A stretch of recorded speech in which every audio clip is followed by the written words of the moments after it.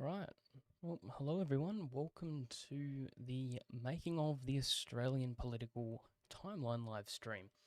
Uh, as at the making of this stream, the timeline has got a lot of attention and has started to explode. We've had a lot of people mentioning it.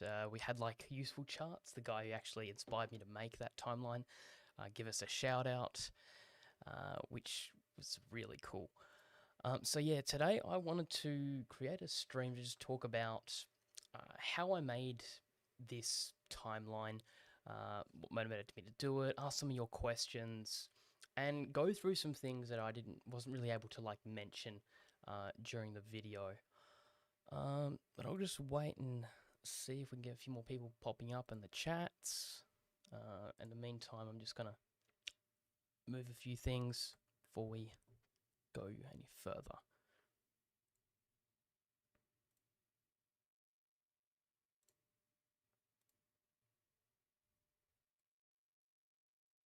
All right.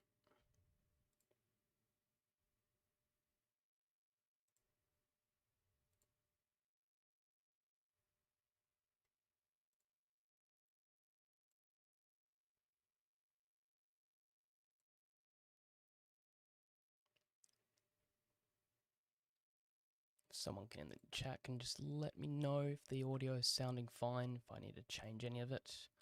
Otherwise, I'm happy to keep moving on.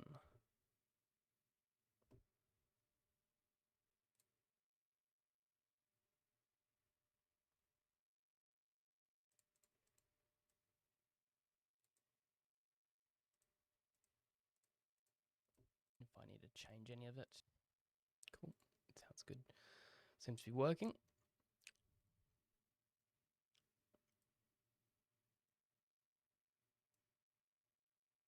Thanks, McCallum Maid, for letting me know. That is appreciated. Been a busy day, so I'm not 100% organized with this live stream, but we will get through it. Okay. Just got one or two more things to clean up, and then we're good.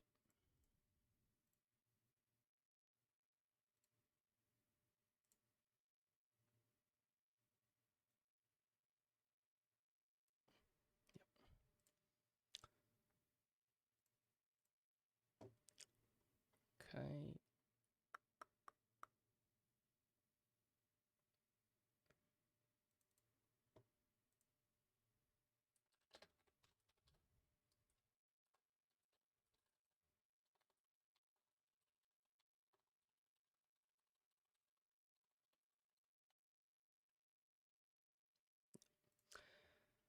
Thanks for the feedback on the chart. Yes, it's very cool. Okay. We can just wait for a few more people to join the stream and cool. All right, so pretty much good to go. So for about 6 months, I had an idea. I was like, I want to make a timeline chart of sorts. I want to do some stuff in the Australian history landscape, and yeah, it was about 6 months ago. I come across this channel called Useful Charts, which made a lot of really cool timelines in Canada, like the UK and Germany, and I didn't see one for Australia. And I also Googled around to see if someone else had made a similar thing, and they hadn't. So I took it up like as a wonderful opportunity to do something in this space, and I knew there would be people who would want to see something like this. So I got to work designing this chart, and it took about, I would say, a month and a half, probably a month. I was a bit on and off. I could have got it done earlier, but I had a few other things, some stuff at university, so I had to put it on hold for a while. So it would have come out probably 2-3 weeks earlier, probably 2 weeks earlier. But at the same time, holding off, I came back like with a fresh mind, not having worked on it for about a fortnight, if not more, and I made major improvements. If I can actually get up a photo of what the old, or one of the old timelines looked like. I'll just show you here. So hopefully I can show it. If not, I can just add it on another stream. Give me a second. Apologies.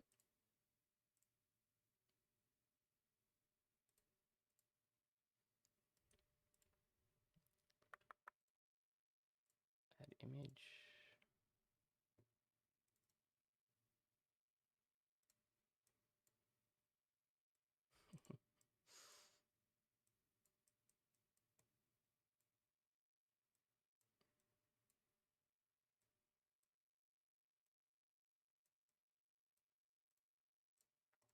All right, here we are. So this was the original timeline, or one of, yeah. This is where I left it off before returning and fixing it. And as you can see, it is significantly different, much shorter as well, and less polished. I changed quite a lot because it was just a bit too chaotic. So if you actually look a bit closer, we can see that, yeah, we've got the really bad text heading. I actually put images in the background, like with a little bit of opacity. I just wanted to add like little image indicator marks throughout history, but it ended up just cluttering the timeline a bit too much. And yeah, I also wanted to just do Federation onwards because I thought there wouldn't really be that much before, but there actually turned out to be, so kind of wronged out. The old House and Senate indicators were very rough and very poor graphics. I wasn't putting my full effort in making this. And if we move along to the middle and end, there's way less parties on this timeline. And actually, there were some mistakes on this original one that I fixed. Predominantly the coalition splits. There were I didn't put enough of them in. There was actually another one here and another one later on. So I had to fix them as well.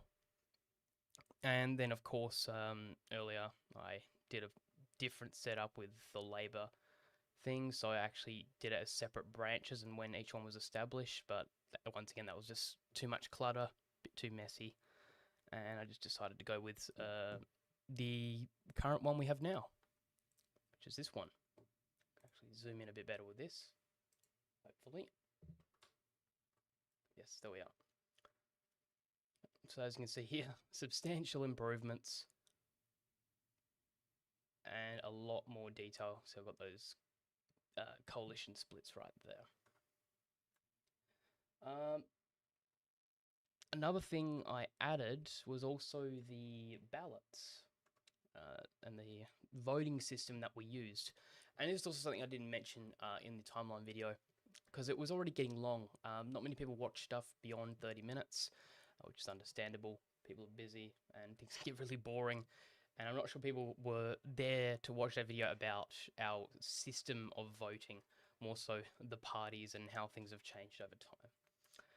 So originally, as a country, we had exclusive open ballots during colonial governor rule. I'm having trouble scrolling. Okay, cool, I can drag it. So that just meant that it was a publicly open ballot, people could see it, and only a certain amount of people could vote, so wealthy, white landowners. That quickly changed to a first past the post but an inclusive secret ballot, which we call the Australian ballot.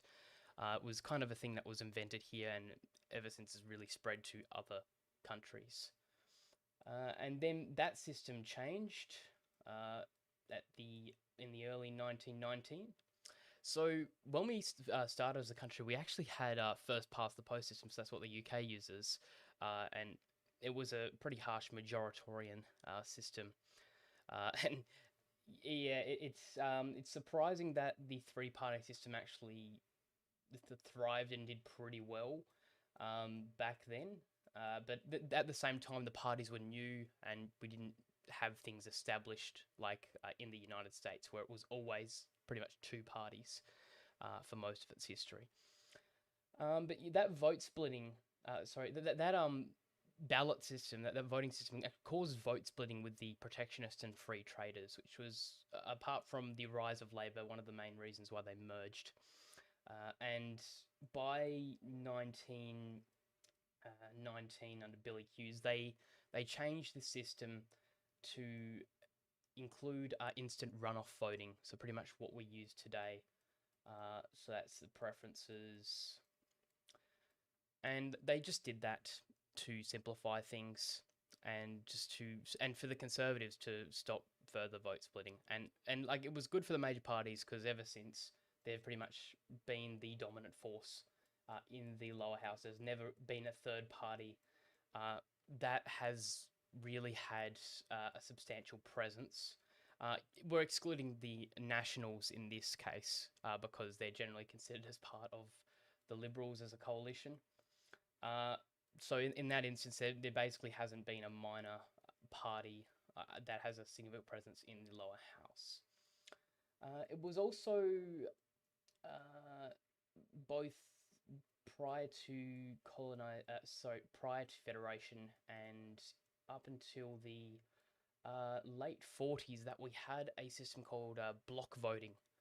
And that was very bad for the Senate, looking back on today, because that essentially enabled parties to absolutely wipe the floor in the Senate.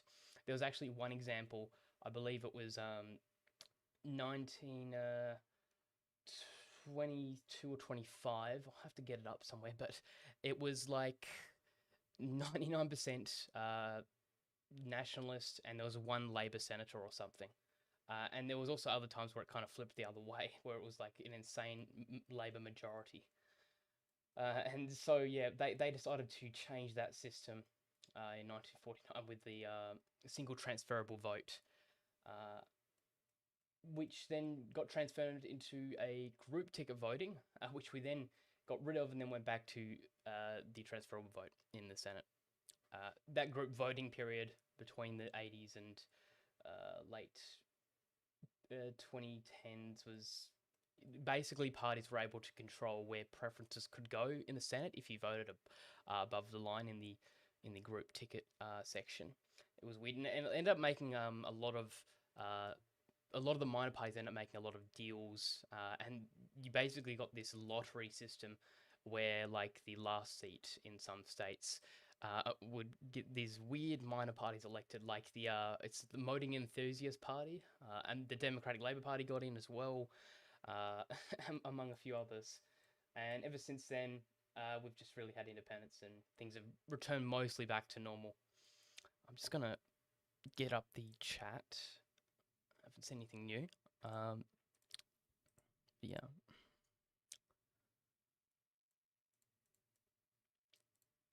I've prepared a couple questions though, to talk a little bit about uh, our history and a bit more about this chart. So let me just find one that'd be good to choose. Hmm.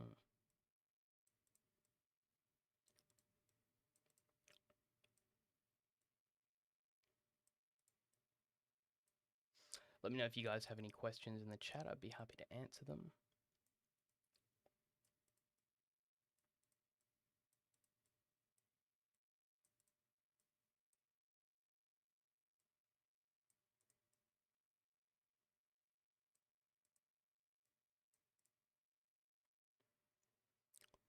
Just looking for a couple things to pick on.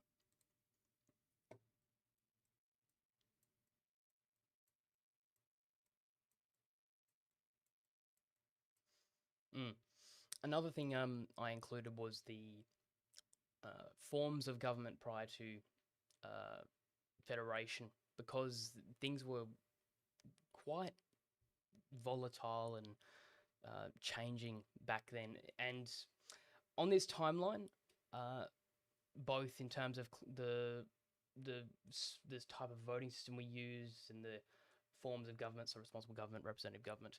That was like generally based on all the colonies as kind of an average. There were certainly outliers, and this uh, timeline pre-federation isn't 100% accurate. It can never really be unless I like split it off into like 6 different timelines for each colony, which would be very confusing and very complex. But this is generally what we saw in that period. Uh, so in the video, I mentioned that there was a system called gubernatorial rule. So basically, the decree by the governor, who was appointed by the monarch in the United Kingdom, and it's pretty much what it was. The governor was pretty much the sole government. He was the government. He was the person who held executive power, and that was a system they had for quite a while. And it only just started to wane really in 1844, when some started to introduce forms of representative government by implementing legislative councils. So in that period, they had a system where in the executive council, which is basically what we still have today, is sorry, I'll say that again. So yeah, we have two systems in that period. We have the executive council and the legislative council. This is particularly in New South Wales. There were some exceptions again in other colonies, but we won't go into them. So in the executive council, that was basically the sounding board. That was also where ministers and not ministers, but advisors were basically sitting. And yeah, it was basically a sounding board, and it was just a place for the governor to receive feedback for policies regarding the colony. And those people on that board were executive appointments. They were appointed by the governor. And as you can see, that's not a very representative system. So we saw protests in the form of the Australian Patriotic Association. Not really protests, but just pressure and requests from both England, from Mr. Wentworth back then, who requested England to do something about this and also approached the governor to get some sort of representation happening. And that resulted in the creation of the Legislative Council in New South Wales, and then the period we know as representative government, where one part was appointed by the governor and another part was elected. But once again, it was still a system that favoured the governor and the aristocracy in colonial Australia. The only people who could vote for at least up until the late 1850s, were wealthy landowners or people who earned a certain amount of money, which was difficult to reach in that period. But they did eventually change that, and universal male suffrage was given, but there was still that one portion that was still appointed by the governor. And that system didn't really go away until the late 1850s. So it was there for quite a while. Anyways, that was a bit of a long-running tangent on going into detail about that. I've got a comment from Justin on 01. Would you consider making a chart like this for other countries such as the UK or the USA? I'd say I'd love to, but it's a lot of effort. Useful Charts has also made quite a few. So the US or the UK, Canada, Germany, and maybe another country. I might be missing something. I don't think so. Both because it's just difficult. It's a lot of effort, and also I don't want to be treading on Useful Charts territory, so to speak, and their content, even though this is unique and different. It's definitely inspired by Useful Charts, but I just made it because we're a small country. I feel like we need to make something like this for people, and considering the opportunity cost for like a big channel like Useful Charts, it makes sense that they haven't covered like Australia made a timeline, and they probably won't. And especially after I've made one, they most certainly won't. I would be surprised if they did. They probably only have a small audience here. But yeah, I would love to, but it's very difficult, and yeah, I don't want to basically be leeching off someone's ideas and their stuff. I am open to doing similar things, like on the state level in Australia, or even like a country like New Zealand, our close neighbour. But this isn't something that I would do like as a main type of content for this channel. This is kind of a bit of a one-off. Probably not going to do it again, like I said. But I probably will do updates on this. So like in 10 years time, 5 years time, make an updated timeline. I might even make one next year, which goes into even more detail than this one. I can just keep building upon it and improving it, which would be really good.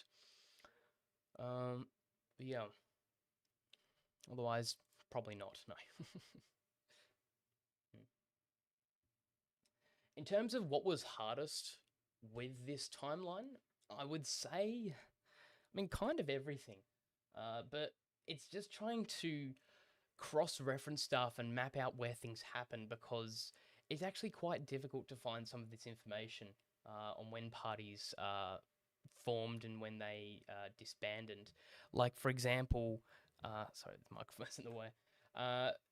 Let's have a look at industrial labor, for example. That was a really, really like difficult one to determine where they fit in that timeline, because there were multiple parties that had the same name basically throughout like a 20-30 year period. We saw them again here, industrial labor. Then we see another industrial labor, and then we see industrial socialist labor. And looking online, there's basically no information. There's Wikipedia entries, but there are some conflicting claims, and there's just some things missing. So digging into archives and stuff it's yeah, it's messy back then, especially for these small parties that are basically completely irrelevant today, and than parties that no one knows about, but did have an impact for those few years there. The industrial labour, majority Protestant and socialist, they all split the Labour vote in 1917, along with the National Labour Party, sorry. But yeah, today we would just look back and say, oh, what even is this party? Wow, we actually had a industrial Labour Party, like what? Because they never won any seats, and yeah, they just managed to split that vote in 1919, which is still first past the post, I believe. And also preferences were a bit messy back then. People didn't really get their head around the preference system until an election or two later. So yeah, you had things like that. And then, of course, you also had socialist labour, and also the concept of socialism in Australia back then. And this was something that's, I think, been ignored quite a bit in our discussions regarding history.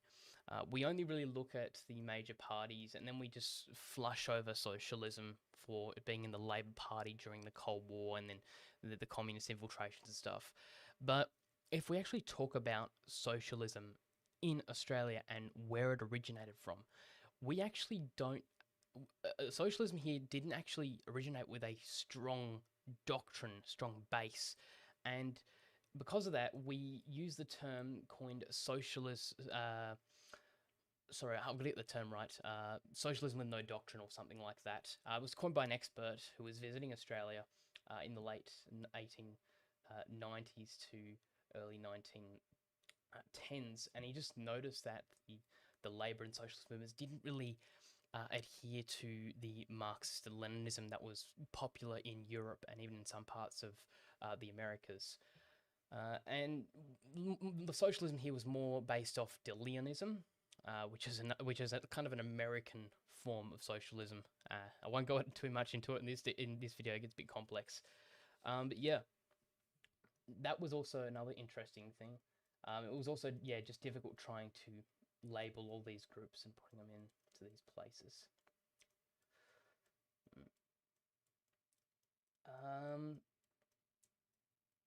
terms of what was difficult, another thing that was also a bit of a headbender was the election years, because in useful charts timelines, he basically places the election at the start of each year. Like they just count that year as the election year, and the change of government happens at the start of the year.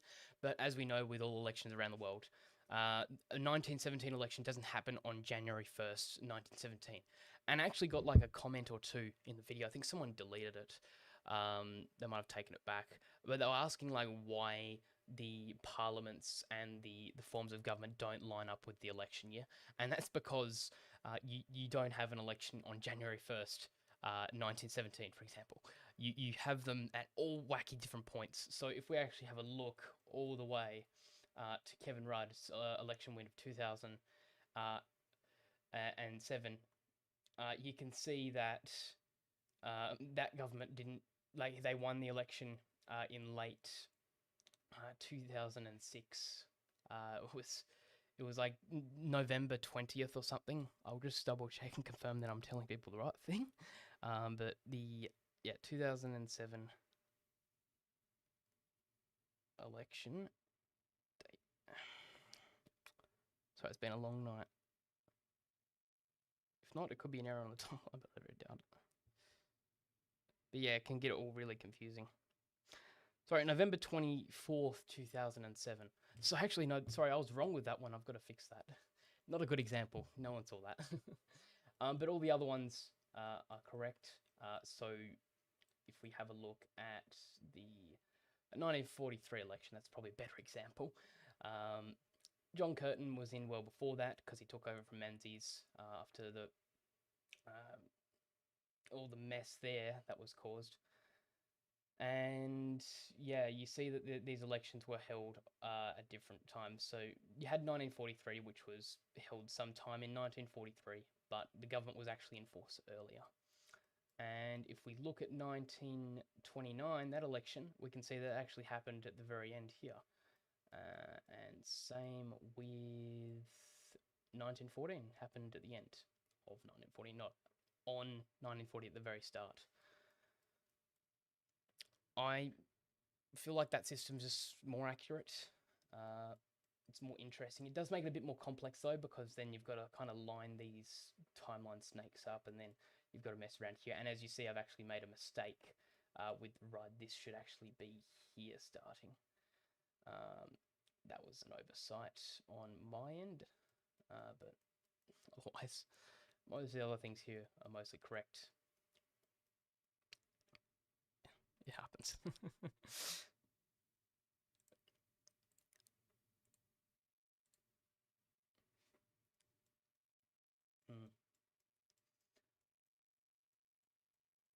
I will say that this is probably one of the most detailed timelines of Australian politics, or just politics in general. It's very, very dense. I wanted it like that. I wanted to show as much as I could that was reasonable. And yeah, it created a very intricate, very, very detailed timeline, and actually created quite a few problems. You can see it gets very messy and chaotic. And if I was to take one thing from this, I would say to probably remove like one of these things, you know, the indicator of Australian independence, or the ballot system we use, of the monarch. I added those as time trackers to, you know, to keep things, I guess, like scalable. I guess that's the right word. You know, well, people could, better reference when things happened. And it's also just interesting and cool to look at. That's just why I put them in. Also the same for the colonial period. Just added these markers here to help people determine when each period ended. The one thing I really liked, though, I don't really give much attention to, is the House and Senate system. Now, this was a lot of effort to do. You know, it's looking through a lot of election years, looking at the election results from the AEC and from Wikipedia, which also had some conflicts, but of course I went with you go with the AEC data where possible. And then you have to look through each year and check if anyone resigned or if there's been changes to slim majority governments and stuff like that. So there were corrections made there. And I mean, even like this timeline's already out of date as of last week, or this week, um, because Tammy Terrell was, I think, late last week or early last week, uh, left being an independent and joined the Labour Party. And before that, the Greens and the rest of the crossbench had equal numbers, so no one had the sole balance of power. And that's why I marked it here as grey on this chart and not the Greens. But you could argue that now the Greens have the sole balance of power in the Senate.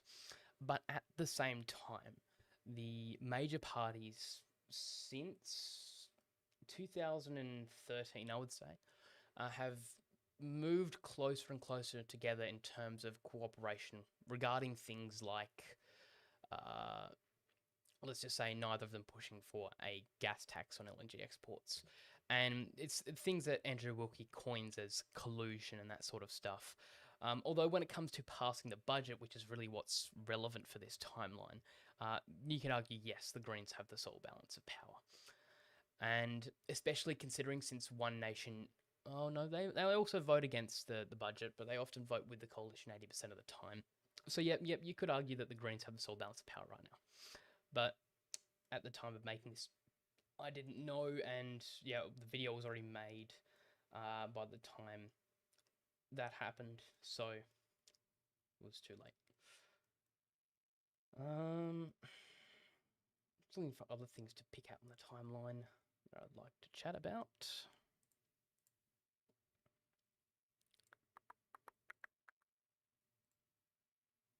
Just going to check on the stream.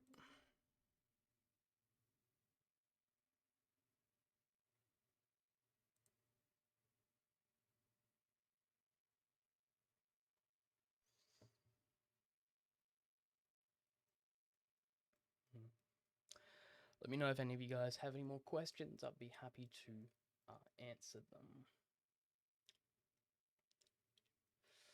Oh, I guess another thing, another thing I added to the timeline was the government indicator markers. So you've got this; these are the bars here, and I did this because for a lot of early Australian history, at least, the largest party didn't actually form government a lot of the time. You had, like, for example, the Free Traders, you had Labor, which is crazy then. Then you had it with Deakin, who won like the least amount of seats, but managed to form government, and it just got really, really messy. And then, of course, you have the whole coalition system, and just, do you count them as like the seats, and like it just gets messy. I think useful charts is good with that system, but I just felt like, especially for Australia, it's better just to have an indicator bar, and then for the actual timeline, it's ranked by the largest party with the most seats at the time to the smallest with the least to no seats at all, and that just made sense to me. And I mean, as you get on, like, later on, it does you don't really need it, but I think it's also better to just have the larger party on top, because I mean, if you look at like 2010, basically these two were on the same seats. But obviously you can't put them both on top of each other. It doesn't really work. Um, so there are things like that where they're both the same, but this ends up on top, and just because it also forms government. So there's no perfect system for this, but I think the indicator bar and then the party scale is probably the best. Other things I borrowed from useful charts was the election years concept. So anything post-federation, election year, election year, election year, and pre-federation is just important dates, such as the foundation of parties or the end of systems, the start of ministerial oppositionists, when major changes were implemented.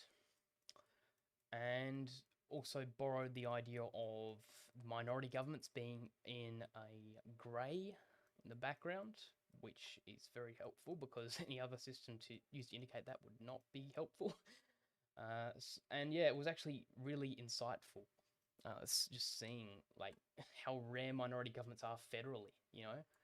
The last one we had was in 2010, and you know that was like 60 or something years since we had the last one in like 1943, which is crazy. Um, yeah. It's also useful in looking at how politics has changed over time, which I don't really talk about too much. I don't do much reflecting in that video because I wanted to keep it mostly objective and to just save it for another time. I actually might make a proper video, uh, you know, discussing and breaking apart this timeline and what it tells us about auspol today and back then. But what I can say is that the ever since they introduced, let's have a look, 19 ever since Menzies finished and Gorton McMahon, ever since Whitlam, and ever since the Labor Party transitioned to a more market-based approach, the Labor Party has actually been, I would say, now slightly more competitive than the Liberals. Like today, now it's 2026. Uh, so they were pretty much equal. Uh, but of course, if I made this timeline back in 2020, it would technically still also like be the coalition. But you can definitely see that, yeah, since 1972 onwards, you can just see that Labor has performed or is probably performing better in this period than they did before. Mm. Also, another thing that was really interesting was just looking at how like the length of like terms for the different governments. So we saw, yeah, with the Liberals, the massive Menzies era all the way to McMahon, which is, yeah, 49 to 72, which is insane. And yeah, just looking at how like the lengths of government have changed, you can see it progressively getting shorter. You had like these really long runs of coalition governments, and now it's just shrinking and shrinking. So that might say something about the future of the country, which might be a good thing, but also could be bad.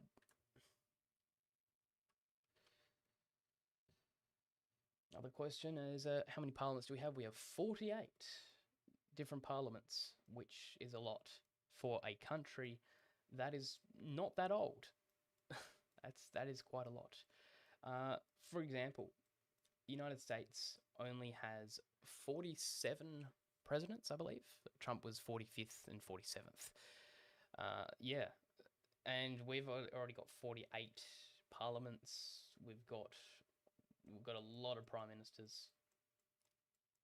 So we've had a lot of turnover and a lot of stuff happen in such a short time, which was also very eye-opening. Because, yeah, I thought because we're such a small country, we'd barely have any major government changes. And I mean, we could have been right if we had more like Menzies long-term style governments, but that was kind of the exception to the rule. But yeah, quite a lot of change, a lot of governments.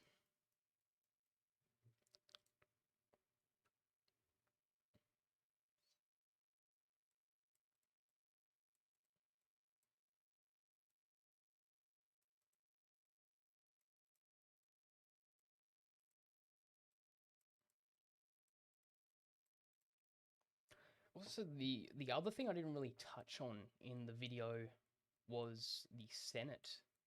I mean, we talked a little bit about it before with the change in the voting from block voting to single transferable, but I didn't really touch on the major parties' collapse in the Senate. I did mention that the last time a major party won was Howard and them holding it in 2006. Technically 2007. I've got to fix that. And yeah, ever since then, ever since the change to block voting in 1949, we've seen the collapse of major party supports. And actually, it lines up perfectly. I mean, you've got a couple more years of Labor hanging on, and then since then, it's just the gradual decline of major parties in the Senate. And it especially accelerated on with the Democrats and the Independents in 1961. It did regain a bit of presence, and then the Democrats in the 80s hammered things home.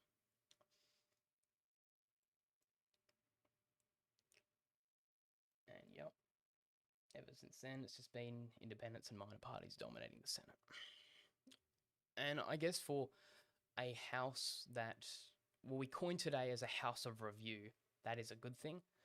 But initially, it was also considered a state's house, the house of state delegation. So seeing that change a little bit's interesting.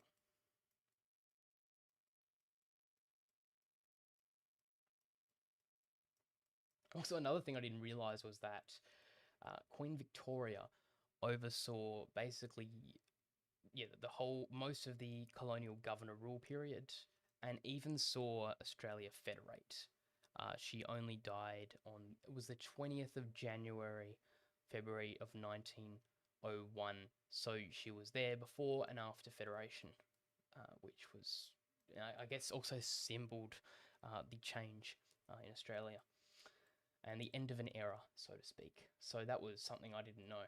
Um, yeah.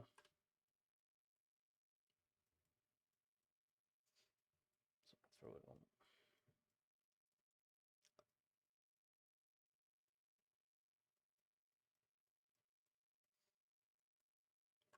Also, the interesting thing is just how many coalition splits there were.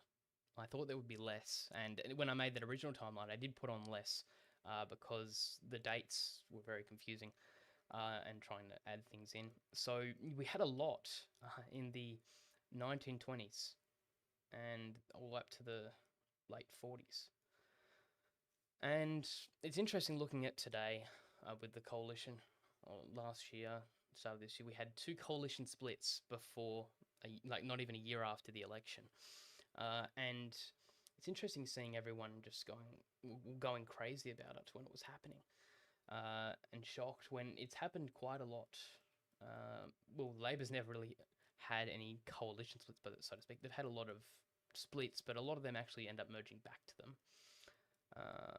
But yeah, the concept of splits and yeah, youth parties forming and coalitions breaking up and reforming, it's not crazy. It's something that's happened quite a lot in Australian history. Uh, and it's actually interesting if we look at this chart and zoom out, is that it looks like we are returning to kind of a quite of a volatile and turbulent era that the late 1990 all the way to the 1940s saw, where we have massive splits, different parties forming and merging, like we saw with the Nationalists to United Australia, Lang Labor to Labor. And we saw like a similar, like a smaller scale split here. But you know, like if we look at right now from 2016 onwards, it's getting very busy in politics. There is a lot of stuff happening. And a lot of the polls now are projecting that One Nation will actually overtake the coalition as the official opposition, and seeing, yeah, the coalition relegated to third party status. Um, well, not really a kingmaker, just a crossbench party. And we're not sure where the Greens are going to land in the House. They might not even win a single seat in the lower house, or they could win four. It's not determined yet. And we've still got a pretty big presence of independents. I think they're going to get 10, so a little bit down from what they are now. And Labor's still holding on a majority government, just barely, with the latest polls. So yeah, it looks like we're heading back to a more turbulent period. At least in the Senate, it's basically been the crossbench and independents paradise since Howard left government.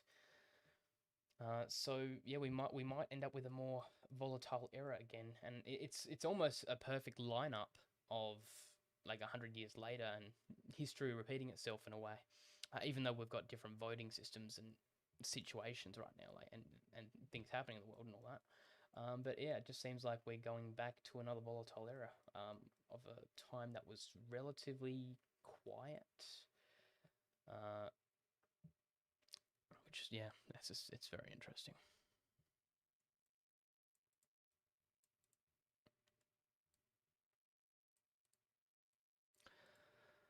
All right. I think that's pretty much all the stuff I wanted to point out with the timeline. There might be a couple more things that pop up, but if anyone doesn't have any more questions, we might actually move on to watch one of Useful Charts videos, or I can end the stream. We can organize another one later to talk about some other stuff. Otherwise, I'll just scroll around mindlessly and look at this chart. I would like to be more in depth and talk about in more detail about some of this stuff, but I'm a bit unprepared. It's been a really busy last few weeks. Things been all over the place in university with exam periods. My mind is a bit fried from looking into this stuff and going into detail about each individual party and things that have happened on this timeline. I've got like a document and chart of all the things I listed out in creating this, but yeah, that doesn't mean I have like a 1,000 page 1,000 word essay on each party. Yeah. Also, one of the interesting things during the colonial period was the system of ministerialists and oppositionists. I did explain the reason why we had that system, but it is interesting. Like, it even lasted up until federation in some states, which is why I've got it marked here with the continuation and then the termination points of when they were last referenced. And it is a bit of a confusing system because back then you had oppositionists who would become ministerialists, ministerialists become oppositionists. But in some newspapers that I read then and some records, there were some instances where they were referring to the oppositionists as ministerialists. Like, they didn't change the title, so the oppositionists end up forming government, the ministerialists didn't, and it got really confusing and just very chaotic very quickly, and it was just so difficult trying to figure out like what was going on. And I'm sure for people back then it must have been a very confusing system. And yeah, well, I mean, it did lead to like minority governments galore from 1955, 56, all the way to like federation. So yeah, very chaotic, very confusing. And it is interesting that we had that sort of system. I mean, in the UK, and in the US, they did have a very similar thing at the very start when their parliaments were formed. But it was the party transition was way quicker, and I was thinking like, because like Australia was relatively late in terms of its development. You know, the first fleet came here at the very very tail end of the 1700s, and considering that we were so late, you know, the US was already well established by this point. The Civil War was going on when, you know, we just finished up after this system came in. You'd think that we'd have more of a party system because there were people traveling around at the time. There were ideas spreading around, you know, but it wasn't as crazy as today where we're super globalized. But you would have thought that we would have had more of a party system even on the colonial level earlier, instead of this basically free-for-all independent system that was roughly two group blocks. But there is justification against it, which was that because we were colonies and a lot of our foreign policy and other things were effectively ruled by Britain, we didn't have like as much responsibility to form parties. But it's not really an area that's super well researched. I should look into it. But yeah, it is interesting that we took quite a while to get even like proto parties, which were the protections of free traders. While in the US it was, and in the UK it was much quicker. Even though most of those parties don't exist anymore in their original forms. But yeah, I guess it's a whole different environment, whole different place. Also, a very very small country back then. Not many people, which is probably why this system was also around, because it probably led to hyper localism and, you know, like very very concentrated local interests, and historically both in other countries as well as Australia, that generally tends to mean major parties and parties in general being less present and less of them forming. So that could partly be a reason why we just didn't have parties for so long. Yeah. Also, another thing that I realized with this timeline is that in a lot of textbooks, and especially from the Labor Party and other Labor groups, they say that the ALP is the oldest political party in Australia. But it's actually not. Technically, the Protectionists and the Free Traders formed before the Labor Party. And if you want to count the Australian Patriotic Association as Australia's first political party, which some scholars do, then that one was way, way earlier. Like 60, 70 years before the Labor Party. So it is interesting that that has happened. I really don't know why people are saying the Labor Party is the oldest. I mean, it is the oldest continuous political party, but it's not really the oldest. And the Labor Party also didn't originate with a rigid structure as it ended up to have after Federation, but neither did the Protectionists and the Free Traders.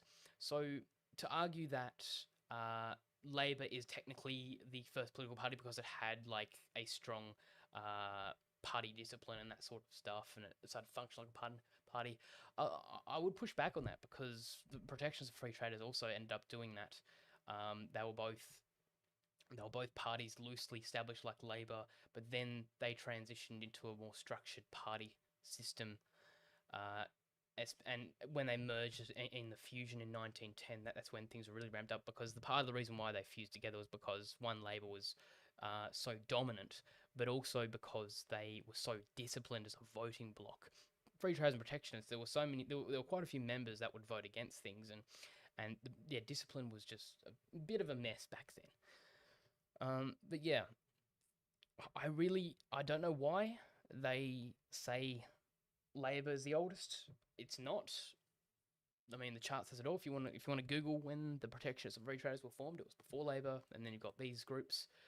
But hopefully that's something that can change, because it's not right. Another thing is the myth. I often hear this in history circles, is the myth of the Stop Labor movement, the Stop Labor force, which is that the whole reason why the Free Traders and Protectionists exist, why they merged, and basically the reason why the Liberals exist today is because they want to stop Labor. But I mean, it's such a strong statement, and it's so commonly said today. But if you look at other countries like the United States, even UK, you don't hear that rhetoric as much. Of course, there's going to be some people who will say that, but it seems like it's a mainstream, like historical, objective fact that is the case. Yes, like the Protectionists, Free Traders, Liberals, that they vote against some Labor's reforms, but to say that they were designed to stop Labor and that was their their main goal, I think that's very reductive of history, and I think it's just such a one-sided way to look at things, and unfortunately, it's being distributed by a couple of people today, and some people on YouTube, but well, there's not much we can do. But I would say that yeah, that's not right. But it is what it is. It's also to add to that is that Labor, the Australian Labor Party, wasn't really. It didn't actually adopt its socialist doctrine, its socialist manifesto, socialist. I forgot the official documentation term, but they didn't adopt that until 1922. So before that, on paper, it wasn't official. It didn't officially have a socialist mandate, even though many members in the party were socialist. And part of the reason why Socialist Labor split from Labor is because they didn't have that. And it's part of the reason why you see these socialist parties collapse after 1922 is because Labor adopted that. But yeah, the whole stop Labor thing, not very accurate. It's not very fair on history. Um, but yeah. Also, another thing was the White Australia policy.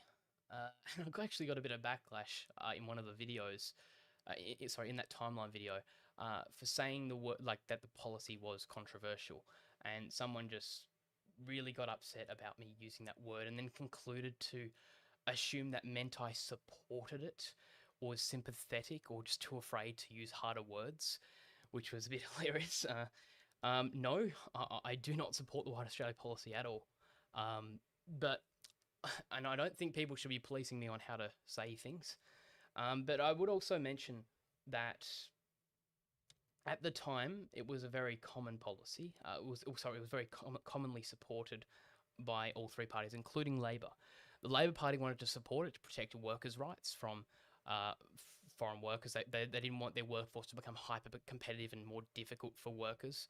They also wanted to protect jobs. They didn't want less. Didn't want less jobs for their people.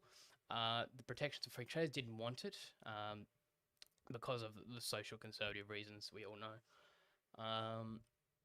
Yeah, so that is also another policy. I mean, that's it kind of twisted out of that comment, which doesn't exactly tie, but I think that's also another policy. Another thing to talk about is the White Australia policy, and just looking more objective on it, and just talking about it openly. Yeah, in terms of that comment though, no, I don't support it. Never will. But it's also not my job in the video to tell people how to think and how to react to some of these things. So generally, I try and use more neutral language, at least for the history videos. If you've been around on the rest of my channel, I have a lot of opinions on a lot of things, uh, like the GST with Western Australia, um, and the Liberal Party, for example, actually quite against them, despite being a former member. So I'm not afraid to say my opinion and stuff, but for the videos like this, I try and try and come from a more objective point of view, and try and present things fairly. I mean, this is what I've tried to do with this whole timeline of mapping things out. I haven't hidden the coalition splits or the Labor splits. Everything's there pretty much. And that also ties into another thing about this timeline. There is a line on what I can and cannot add. So, for example, the Communist Party of Australia. That was a bit of a stretch to put it in the first place, but I added it because of its relevance to socialism and its development in Australia. But I did touch on them in the video, but it wasn't a major feature. And I also saw another comment about someone saying why I removed them at the end of the timeline, because they are still active in 2025-26. And main reason is that parties that have lost a substantial amount of support and become irrelevant to mainstream political discourse have effectively been removed. And I've also done this with the Democratic Labor Party. Jackie Lambie Network's also getting cut off because she is resigning Parliament. I should extend that a bit more. United Australia Party, I just forgot to add that one, extend it. But there has to be a line. You can't just add 10,000 political parties, because there were quite a lot, and there are a lot today, and there were a lot back then. And this is also a timeline on federal politics and parties that had a major influence on federal politics. So the Communist Party did have a significant amount of influence inside the Labor Party back in the 30s and 40s. You had Lang Labor and other groups. They weren't socialists. They were a bit of a special case. You had Billy Hughes' own thing going to nationalist, and then making his own party, and then joining back into United Australia. So you have all these small parties and groups that were influential, that were either significant in their parties and then left, were significant outside of their party but had an influence inside, or other special cases on why they're here. But most of these parties on the timeline, especially I'd say above here, have had seats in the parliament, and that's one reason to add them. But yeah, if anything that's added on the timeline has to have a reason, has to have some sort of significant impact. So these parties have basically got no seats, split the Labor vote, so they're added. Emergency Committee, which wasn't really a party but a group ticket, but was kind of marketed as a party, is put on here, and that merged into United Australia. They won seats. Labor Party non-communist won seats, even though very few. Some Queensland Labor, Democratic Labor, and in some instances there are parties that split off from other ones that made larger parties like the Democrats, which are there for context. And yeah, we can also see a few other parties that also won seats. So Centre Alliance, Palmers United, Tills, that's a question mark. But yeah, there has to be a line to be drawn. Jesse MH6HV says, you should tell Mr. M history that. Yeah. Yeah, look, I'm not really here to try and pick fights with YouTubers. Look, he does some good content on a few things. He is openly a Labor supporter. He promotes a Labor recruitment like platform, Mr. M Labor. He has his own channel, and he kind of ties that in with his history. Not like in the actual content, but it's basically in the links in the channels, and it's on the sidelines. And then there's those things I mentioned before, like the Stop Labor thing, and a few other things, which for a historian trying to take a more objective stance is not good. But I would argue that Mr. M isn't a traditional historian. He's more of a revisionist historian, which is fine. You know, everyone's welcome to say what they want. But yeah, there are problems. I mean, but there are problems with objective historians like me. That I mean, I'm sure Mr. M and some other people disagree with my stance on things and how I go about this history. I mean, some people might even argue that I was a former newsroom and then turned into more of a commentary and economics and political communicator channel, and then doing a bit of history. So you could say that's also problematic. But there's no perfect system. But I just prefer more objective history because it's like trying to be as open and as neutral as possible. It's not always perfect. It's never is. It's impossible. But it is nice to have, and and you're not really presenting a false balance, especially for like a timeline video, because I'm just telling people about parties and when they formed and rough policies that they might have pushed through and stuff like that. But I guess if you're talking about more detailed events like Whitlam or other periods, then things might get a bit more messy. Yeah. Overall, I prefer objective history. It's just more favourable.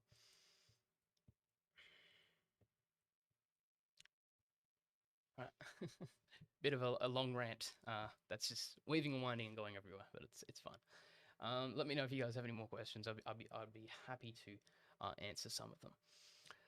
I think I've got a few more points to mention in the timeline, but if I don't, we might watch one of Useful Charts and do some comments as we go through. But otherwise, might not and could end the stream.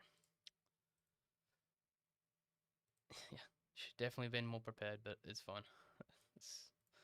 Hey, gotta do things differently, you know, like it's life.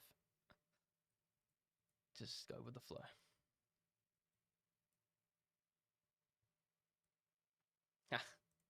It's turning into a general Q&A, not a timeline Q&A, but it's fine. So Wolfbo078 said, have your political stances changed much since you left the Liberal Party? Yes. But in ways, I kind of stepped back more from, I stepped away from politics as I left. There was a lot of stuff in the party that I didn't like seeing, and there was just a lot of noise, even when I left and looked at new things. But in terms of my political views, when I joined the party, I never really agreed on economics. which is probably one of the reasons why I had a bit of a difficult time joining the Liberals. It is the Liberal Party, supporting strong free market approaches to things, privatisation and other things, which I don't agree with. But in terms of my social issues and other things, also didn't agree with. But there are some things like whistleblower protections, media regulations, and media funding. I don't believe the government should be funding media, but I also believe in whistleblower protections and supporting that. So yeah, I've become more mixed in my political beliefs. So I've got liberalist, I've got more protectionist policies.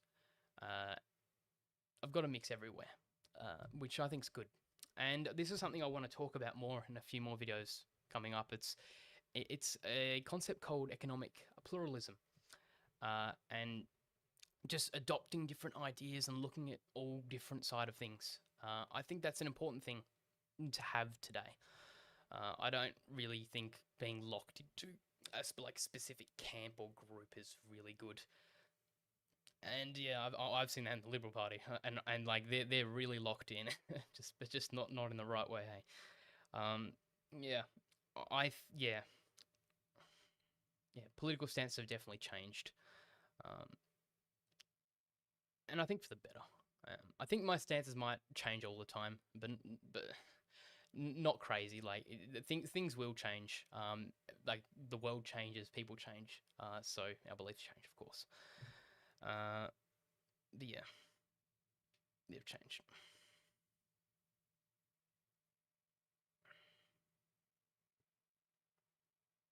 Mm,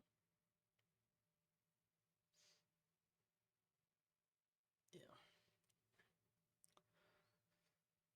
glass of water. A lot of talking. Yeah.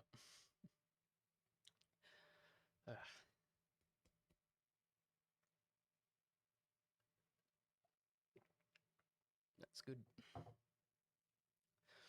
I'd say the biggest disagreement in the Liberal Party was economic. It was privatization, which was something that got me in a little bit of trouble actually. There's some hardliners in there, man, that want to throttle the protectionism, not protection, sorry, privatization, uh, to the next level. Like you'd think that'd be in the Libertarian Party rather than the Liberal Party. Yeah, I also had a strong focus on market failure and inequality economics. So I actually enjoyed watching Gary's economics and other inequality economists, and even a bit of Saul Lake's work um, during my time in the party, which it's difficult. But I guess the good thing is I never got really trapped into that party pipeline. Um, I never really would have though, because from joining I was somewhat skeptical, and I always kept an open mind of things, regardless of what environment I'm in. And I think that's probably one of the most powerful things you can have, especially in politics or economics, and especially in an environment like that. But the problem with that approach is that you end up getting boxed in a corner, and eventually have to make some pretty difficult decisions and tough calls. And for some people who have an approach like mine, it can be extraordinarily difficult in a party. But in a party like the Liberal Party, if I was in the Labor Party or in another group, I probably wouldn't have had uh, the same issues, and things wouldn't have been as insane. Uh, I've I've seen I've seen labor groups. I've actually gone to one or two events. I'm not a member, and I've seen a few others. I know a few friends in other groups, and yeah, from what I can pick apart, the others just function a bit more normally. The Liberal Party is just it's nepotism on steroids, and on all substances, man. Like, of course, you're gonna have it in like the Labor Party and other groups, but the Liberal Party is basically the capital of it in Australia. And I think Friendly Geordies puts it together well in describing them. He calls them like he calls the only reason to join the Liberal Party is to network with people and to join, yeah, those little clubs and groups. And I mentioned in my why I left the Liberal Party video, there's a little bit of mysticism and secret societies and stuff, but it's not like conspiracy level. It's just these exclusive clubs and groups like you have at like Harvard or these other elite universities. You have it in the Liberal Party as well. And I'm sure like the other parties might have a similar thing, but I doubt that they would have it at the same level. Yeah. Mm. But what I also argue is that because I was a member of the Tasmanian Liberals, so in Tasmania, it's a very small state, and I have a theory, and it's that the smaller the state you are in, the more intertwined, the more nepotistic, the more of these practices end up happening. It gets more exaggerated. So I would also argue to what I like just said before is that I wouldn't say it's fully reflective though of everywhere in Australia, or at least every party and every branch in Australia. I'm sure there's some places in New South Wales or Western Australia where this isn't as crazy, but I could say there are maybe some places in Queensland where it's even worse than Tasmania. Um, yeah.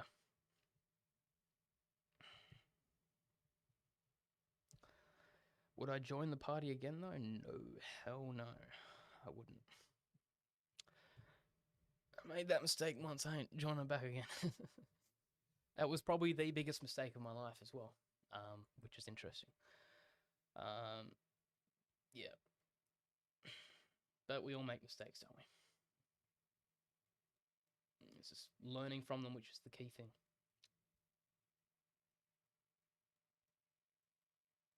Ooh.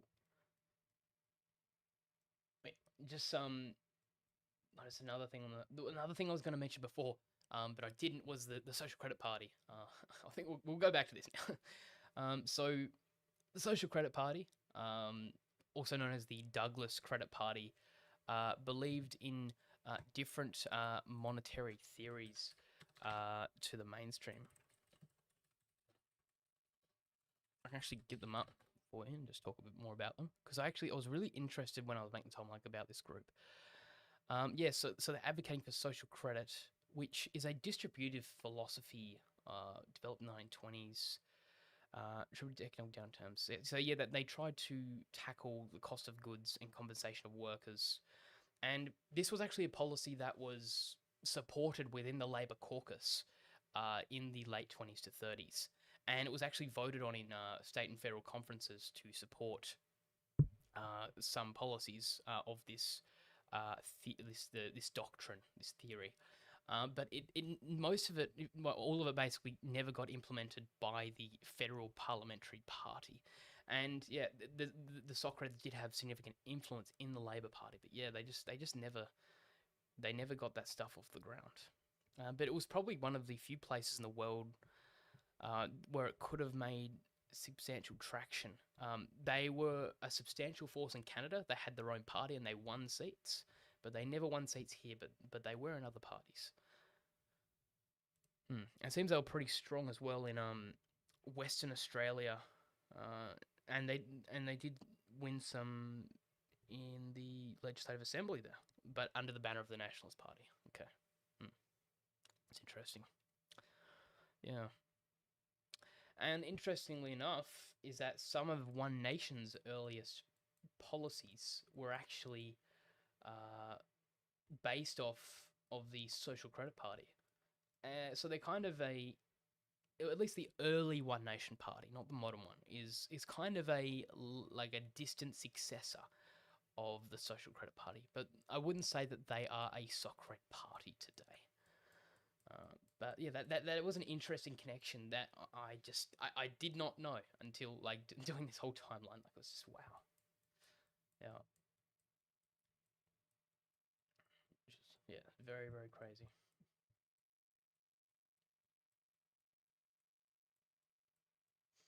Mm. Right. Let me know if you all got any more questions. I'd be happy to answer them.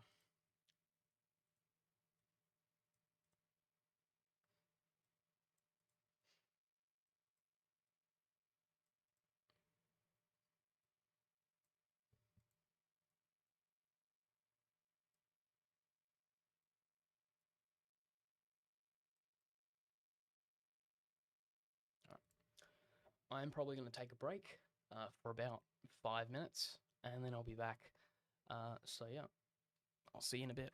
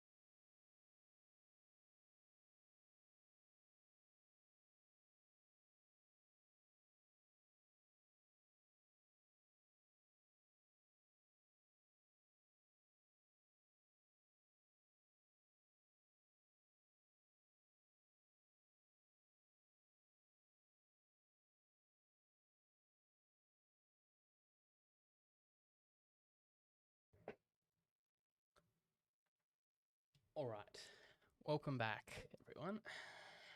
All right, I've got a couple of ideas to do. So we're going to be talking a little bit about some of the prime ministers. I'm gonna give my thoughts on our history, and just do a little bit of a more opinion and chillax-based discussion. Uh, if you guys are not interested in that, I mean, the full timeline video is out there for you to watch. That's totally fine. That's fully objective. I'd say there's no opinions there. It's just a history timeline video. But I would actually like to talk about some of my thoughts on political history. So we might start off with um, why Australian politics ended up dominated by these two major parties. And I guess to answer that, we would probably want to look at other countries. Why did they adopt a two-party system? You know, why are they so like why are there a few of them in some places and why aren't there? I think part of it's to do with culture and the decisions we make in different societies. If you look at Germany, France, other groups there, and even Russia, even though like that ended up being like dictatorships, like for a lot of its history, you end up getting a lot of these divided groups, unique groups, uh, and also instability in a lot of those places historically. You know, countries that have been divided, countries that have been part of different countries, different customs traditions. I think there's an assortment of factors as to why we have different parties, different systems, and why some have a two-party system, why some don't. And yeah, I think for Australia, I think it's partly due to our history, our establishment as colonies as a nation, as subjects of Britain, and adopting some of the stuff from their systems and their culture. And I think part of it might be due to not aristocracy, but the control of and just I don't know how to say this exactly, but partly due, yeah, probably due to the aristocracy, wealthy people, um, and yeah, the environment around that that enabled it to happen. It is not an easy question to answer, actually. Um, but yeah, and our electoral system here in Australia is majoritarian as well, especially in the lower house. So that kind of enables the two-party system to exist. If we actually look at the timeline, we can see that we did have a three-party system up until 1910, really. Um, but it went away. And it's interesting because if you look at the UK, they use a first past the post voting system. And back then in Australia, we did as well. And, well, we had a three-party system. But in the UK, it was actually quite dominated as a two-party system. So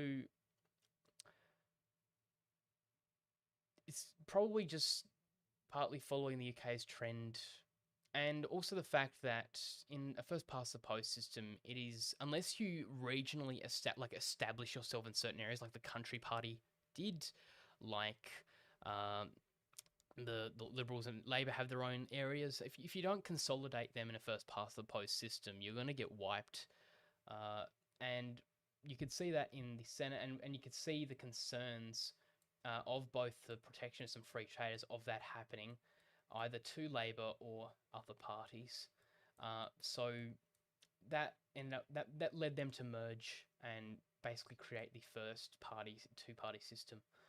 And there were even more concerns for the nationalists when they saw the rise of the country unions, country associations, movements, and stuff happening in the rural areas of Australia.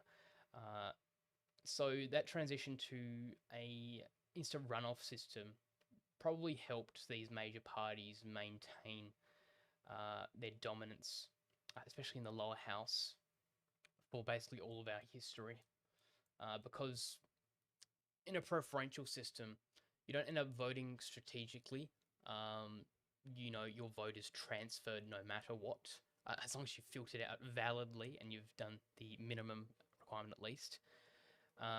So often, if like with the minor parties, when people vote for them, they'll just choose one of the major parties and not waste their vote. But there are some who do, and some who forget to fill out model boxes, and that's called voter attrition. That mostly happens on the conservative side of politics. But yeah, that system, it really just it kind of like first past the post. Uh, in the early UK, it incentivized major parties, but it's weird in Australia it didn't. It's very confusing. But yeah, I think it's more of a problem for the conservative side of the politics for first past the post, which is ironic because often in some of these elections in modern times, we hear some conservatives say they want to abolish the instant runoff voting system. We want first past the post or whatever. But it would actually probably end up hurting the coalition more in a lot of places than it would Labor, and especially now with One Nation. That's not. Yeah, this system would not be good. It would probably hand Labor even larger majority, or just help them hold on for even longer. As One Nation and Liberals would probably be neck and neck in quite a few seats. So, yeah, not a great system to have, regardless of this vote splitting and stuff. The big problem is that a majority of the electorate isn't voting someone in. It's only like, for example, 25 or 30% of people instead of 50%. So yeah, it creates a lot of problems. But yeah. But why did Australia end up dominated by two major blocks? Culture, trends, voting system.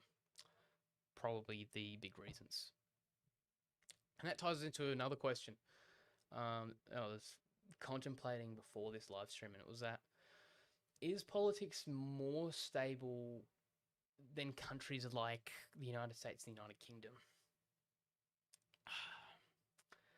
I would say, if we look at the timeline, we can actually look at when we had the most stable periods.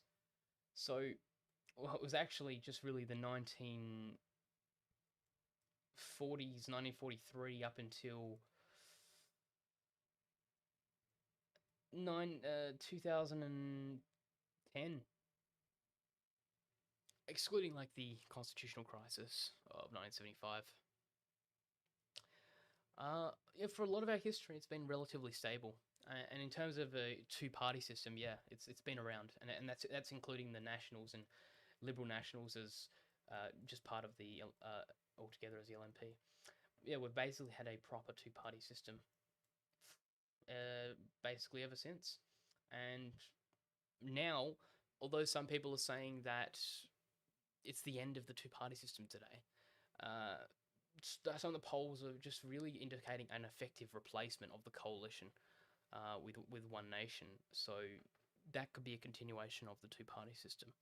Who knows? Technically, the Liberals would have like 10 to 15 seats or something, so a significant crossbench presence, like the independent crossbench right now. But still two major parties that are very solid blocks. But of course, too early to tell because the election hasn't happened as in 2028, unless it's called earlier. It's a long, long way away. But yeah, I would say I wouldn't say it's more stable than the United States though. United Kingdom potentially. That is up for debate. I would say it's a bit more looser, and especially in the Senate, it is kind of it's proportional. So definitely helps those smaller parties, and I mean we've seen with the Democrats and Democratic Labor, they had significant influence back in the day.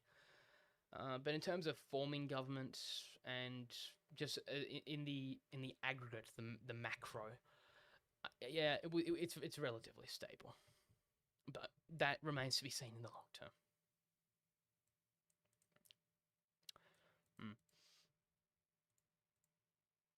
In terms of the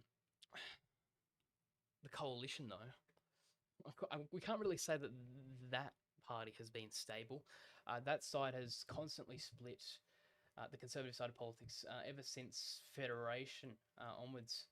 It's merged, it's weaved and winded.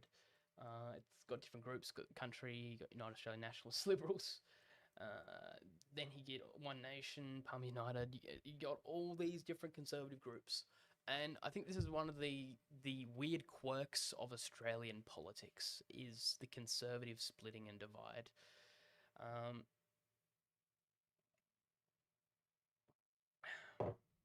but I'd say for why the Liberal Party lasted so long, why it's still around today, it's just really answering the last question. Uh, they were the group that got there first. They merged with groups that came prior, and they had a really, really good leader and a really good manifesto starting in 1949-50 with Menzies. Set them on a really solid ground. Labor was significantly divided in 1955 with both the Democratic Labor and Queensland split, and especially in Queensland, that was a massive boost to the coalition. And we saw that government last for a very, very long time. And I guess that incumbency, that entrenchment, and having a really strong leader just really sets a party in motion. And it's pretty difficult to rip all that down. But I mean, if you're capable of building yourself up to be the most successful party in Australian politics, you can do the opposite. You can become the least successful. You can destroy your success and wipe yourself from existence. And I feel like that's what the Liberal Party's done today, in my opinion. They've just destroyed themselves. Maybe that's overcooking it. Maybe they've had things too good for too long. That's my view. And I think they've also overcooked it. They've focused on the wrong priorities, and And I think they've got a glass reputation that's shattered, and it's a reputation that's choking them. And two, they've got a lot of issues in the party. They've got so many issues, more than any, like probably worse than One Nation, and One Nation's got a lot of issues, especially on the cultural wealth side, the wealthy families and nepotism. That's probably worse than One Nation, but it's still bad, and that's really hurting them. It's really hurting them. But yeah. But like I said, it's possible. You build yourself up, you can rip yourself down. And technically, we're seeing it right now with the polling collapse. Liberals on 18%, excluding the Nationals and stuff. It's insane. In terms of the Labor Party, I think that's probably the better question, or better thing to look at. It's why the Labor Party lasted so long. Looking early into the post-Federation, and even in the middle, you can actually we can see three eras. I've made this myself. This is just from observations and just looking at what their stances were over the years. There's three main periods for Labor. There's early Labor, which is from its foundation all the way up until its adoption of the socialist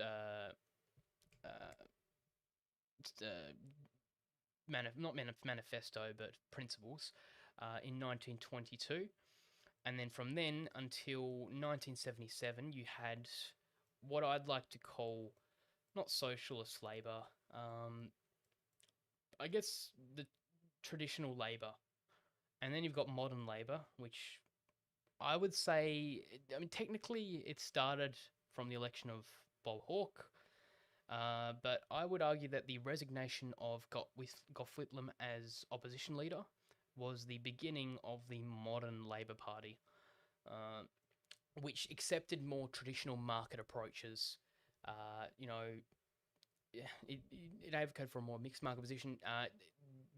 There was less focus on the unions, and they just started shifting more to the centre again and flinging off and getting rid of a few of the more harder line socialist tendencies that were lurking in the party, such as nationalisation, etc.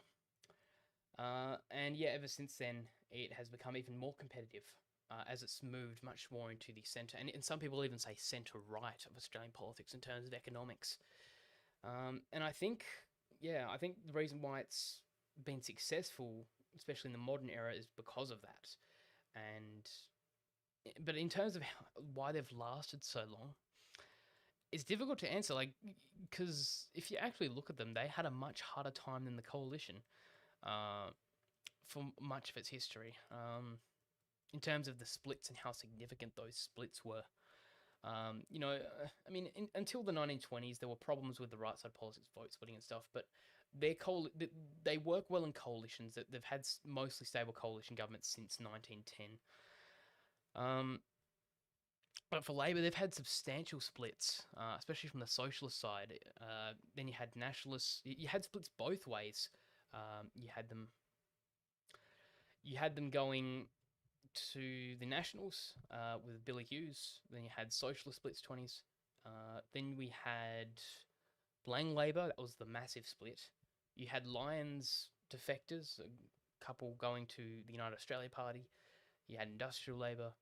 Then you had Jack Lang with more splits in the late 40s. State Labor, so communists leaving the party effectively.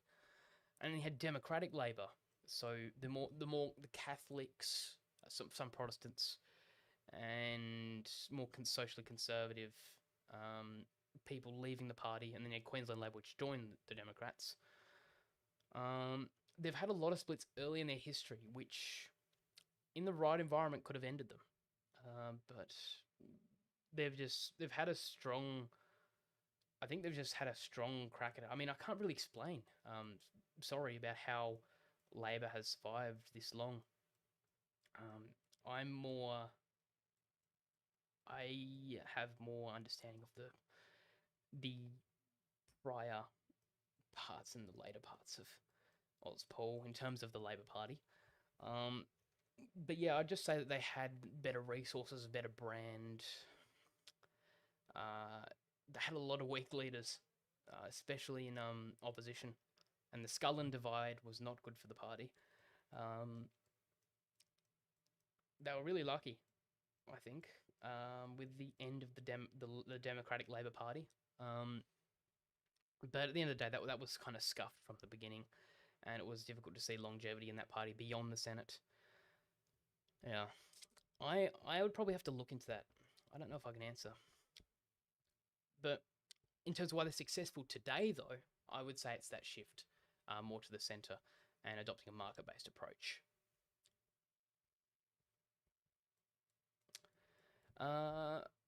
Patina Jag 3671 asks, which party would you consider the natural governing party of Australia?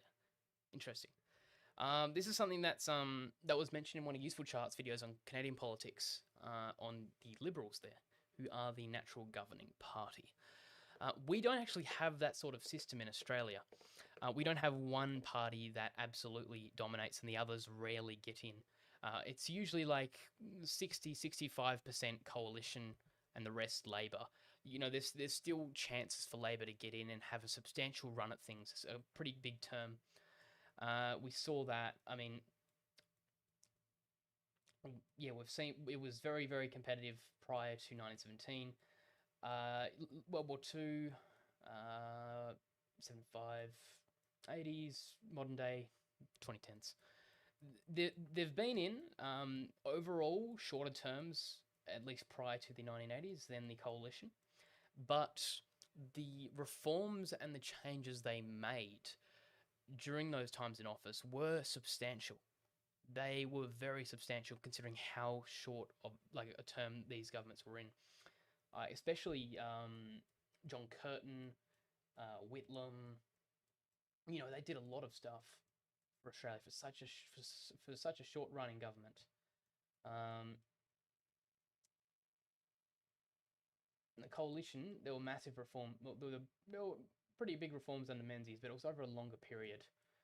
And yeah, but in terms of natural governing, I would say if you look beyond 1980s, like 1983 onwards, I would say that Labor's probably the natural governing party now. And also historically, I think that it's also a crisis government. Most of the time Australia has been in crisis, Most of the time, like in both world wars, Labor was the one running government. World War One, till Billy Hughes' defection. World War Two, even the start of the Great Depression, but that was kind of the exception to the rule. 74, 75, but especially the Great Financial Crisis, Kevin Rudd, Gillard, and even now post Morrison with the high inflationary environment and difficult time period we find ourselves in. Labor is definitely positioned as a government that rules during the difficult times, and the coalition often rules during the good times and helps enable the good times to exist, I guess. When I was growing up, the 2010s were great. But I mean, there's quite a lot of bias in that. But I do feel like that the coalition, there were good times in Australia when they were in for their time periods, not necessarily the aftermath, like in the long term from their policies and decisions. But yeah, they tend to handle the easier times.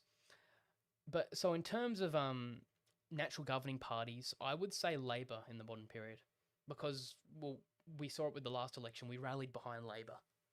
Australia rallied behind Labor and rejected the coalition.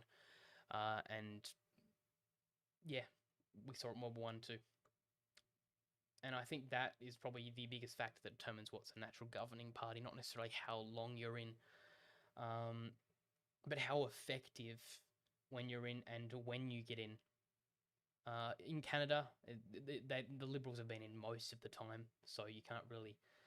There's probably a different way to measure what's natural governing. I mean, they've been in there most of the time, so they're natural governing. But yeah, I'd say here, Labor. But prior to the 1980s, the conservative side of politics, the Liberals' country, Nationalists Unite Australia, it really is up for debate. But if I was to like use all of Australian political history, I wouldn't probably use natural governing at all. I would just say that we've got a crisis, difficult times government, and a good times government. But yeah, modern time, definitely Labor. Okay. Really good question, though. It's a difficult one for Australia. It's a really good question. Thank you for giving that. Another thing to talk about is, has Australian politics become more fragmented in recent decades? I think it's an obvious question. It's yes. But how?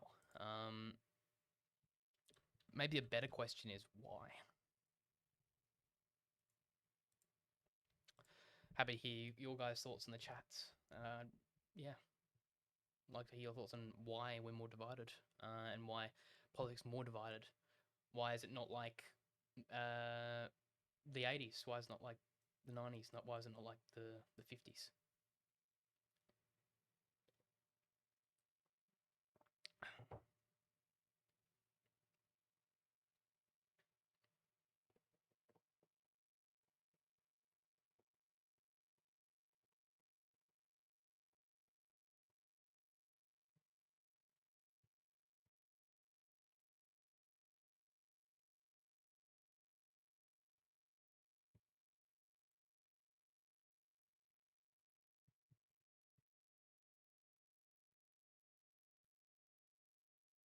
Mm,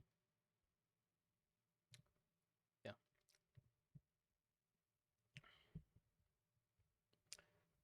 I think our system just enables it to happen, and the media environment we're in. Yeah, it's not really surprising. We've seen fractures in recent decades. We've seen it throughout history. I wouldn't say it's a new thing. It happens regularly. We have very strong and stable periods, and we have tough, divided periods. While in the United States, regardless of World War One, Two, any crisis, anything happening, two major parties, always. Here, it's coalition splits, Labor group splits, hung parliaments in World War, Great Financial Crisis, hung parliament. Bunch of other parties that win seats and stuff. Never really see that in the US. So yeah.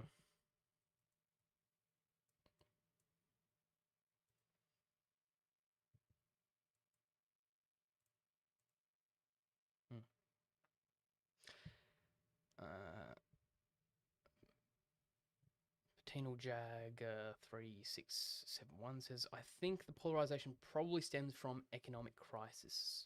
Although I say this is a Brit, so the Australian perspective might be different. Yeah, yeah. A lot of the time, when times are tough, uh, people react much more differently. The media doesn't help during tough times. They say they do. They say they inform people and help during tough times, but time and time again, I see the media causing more problems than they solve. And running a newsroom, I can say that. And you can see it throughout history with conscription and World War One and Two, how the media responded then, the distribution of government propaganda. Some would say that they had a gun pointed to their head and were forced by the government, but the media says that they were never part of it and didn't support it and stuff, but they did. Like, and yeah, you see this today, like with the fuel crisis and other things. Media loves a crisis. That's right. It's how you make money. Making your customers more emotional, making them more reactive. It's good for engagement. It's good for a lot of things. Yeah, they don't help. But yeah, and also another thing is because those crises exist, and we tend to have high unemployment, and people tend to there's some people who tend to form groups and stuff, political parties. You see a rise of more radical groups on the left and right when problems occur, and often they actually create more problems to gain support, as we've seen with both communists and fascists and other extreme groups taking over governments or taking over countries and ruling them. They originate often in crises a lot of the time, and they often exacerbate those crises. So yeah, economics is a large thing.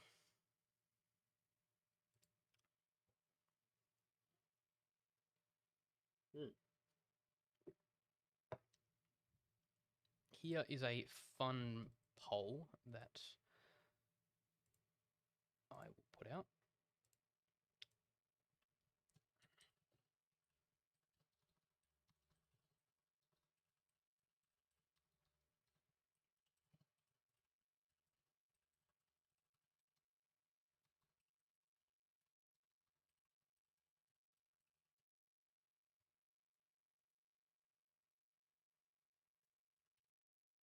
There's not many people in the chat to answer this poll, but it's always good to get people's responses. 1942.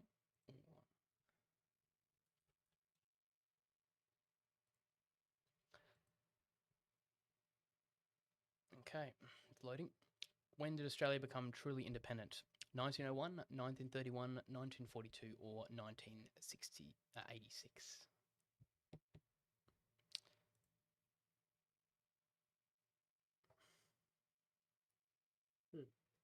I should say the 1931, the federal government didn't actually adopt it until like 1937, 1939. That's when the legislation was like passed in the UK Parliament, the Statute of Westminster Act.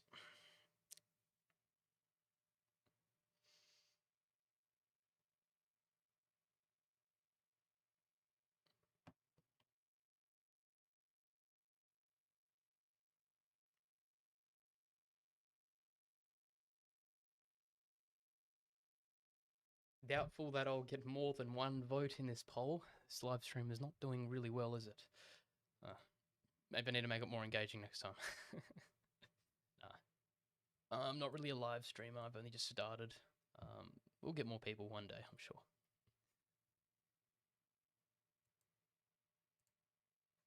Seems like, yeah. I would say, I mean, if we look at the timeline, we really became independent in the 1940s when we signed the Statute of Westminster Act in our own parliament. It was already passed in the UK in the early 30s. And yeah, we were one of the last to really sign it. Yeah. I think that was probably really the end, effectively. But there were like a few quirks and things here, like the Privy Council and a few other things that just lingered on in the Constitution. There were a couple of references, but effectively, the UK, the monarch, didn't really have any power over Australia at this point. So, yeah, 1940s.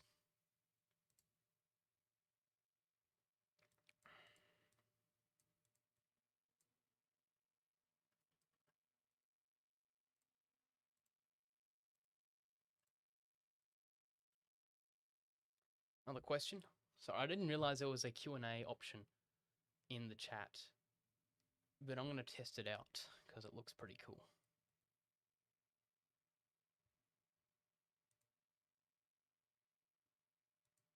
So I've asked the question, why did the protectionists and free traders disappear?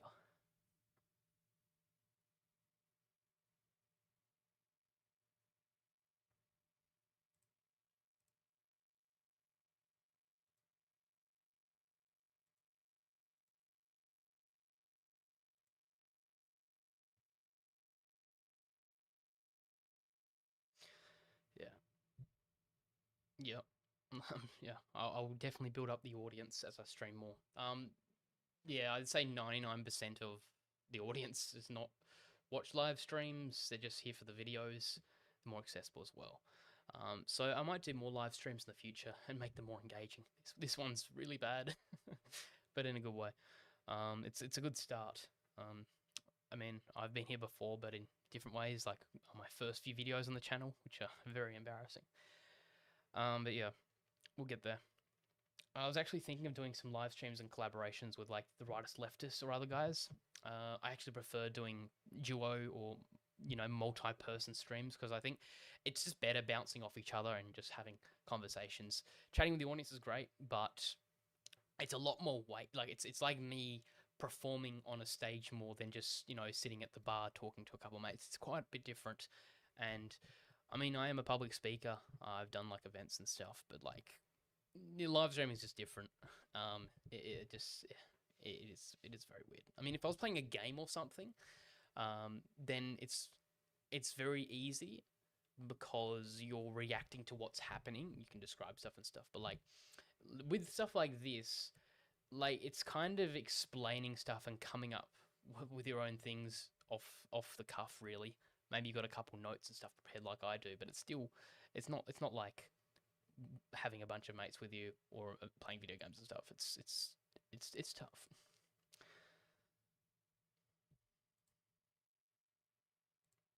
I mean, it's totally fine if people aren't going to answer the Q&A. I'm happy to answer. Well, that stays open. I did mention a little bit before, part of it. Oh, yeah. So, Patinal Jag 3671. I'm pretty sure I'm saying that right. I don't know enough really about early Australian political history, but it's probably because they are closer to proto parties, early political movements, rather than organized political parties. I think that's very fair. And yeah, that's a valid point. I would add on to that and say that one, first past the post, which you already mentioned before, but I think two is that they were a single issue party, and if that's to go by anything about like what we're seeing today, it's that single issue parties don't last long in Australian politics. Protectionists and free traders, their main policy platform, their whole mandate and everything was basically what their party name stand for. The protectionists wanted a more closed economy. They wanted higher tariffs and to protect local industry and local businesses. And the free traders, they didn't really want that, but they still wanted to keep a couple tariffs because they needed it to generate revenue, which is why they call the Revenue Tariff Party, as mentioned in the timeline video. So, yeah, seeing that and both them merging after the issue of trade was resolved, it was protectionists who won. We saw the Liberal Party, the Commonwealth Liberals, or the Deaconite Liberals, as they're called. And yeah, once a single issue is solved, or there's a solution to it, then the party merges, disappears, or forms into something else. And looking at One Nation, that might be what happens to it, because right now their main platform is immigration, immigration, immigration. I mean, they are starting to diversify and stuff with a few ideas here and there, but it's still their main talking point. Like it's like 60% still, 70%. So that party might also merge or have issues beyond a first term in government if it even gets it, or even its first term in opposition in 2028 or earlier, depending on when the election's called. Yeah.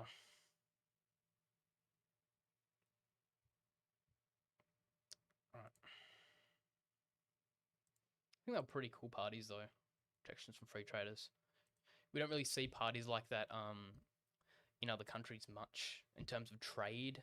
It's usually like uh, regarding like in America, like Whigs, Federalists, all other like and more focused on like the constitution and the structure of how a government's meant to operate rather than trade or like some other like issue. It's usually that or like a or like in France, it was the whole left right thing, seeing on a certain side of the chamber, which is where that kind of left right political term originated from. Uh, Jag3671 said, given Australia's stricter immigration rules, why do you think One Nation is still growing? And do you think the strict system helps or hampers One Nation to grow? Yeah, we've got strict immigration rules. I think it's good for Labor, at least politically. It it gives them a little bit more. It softens the edge, so to speak, on the issue. It is an issue because clearly there are a substantial amount of Australians who think it's an issue. Um, I think One Nation's still growing because it's absolutely dominating the media. Not like the presence wise that they are present. They are entrenched now in the media, and even like Sky News are starting to treat them like the official opposition.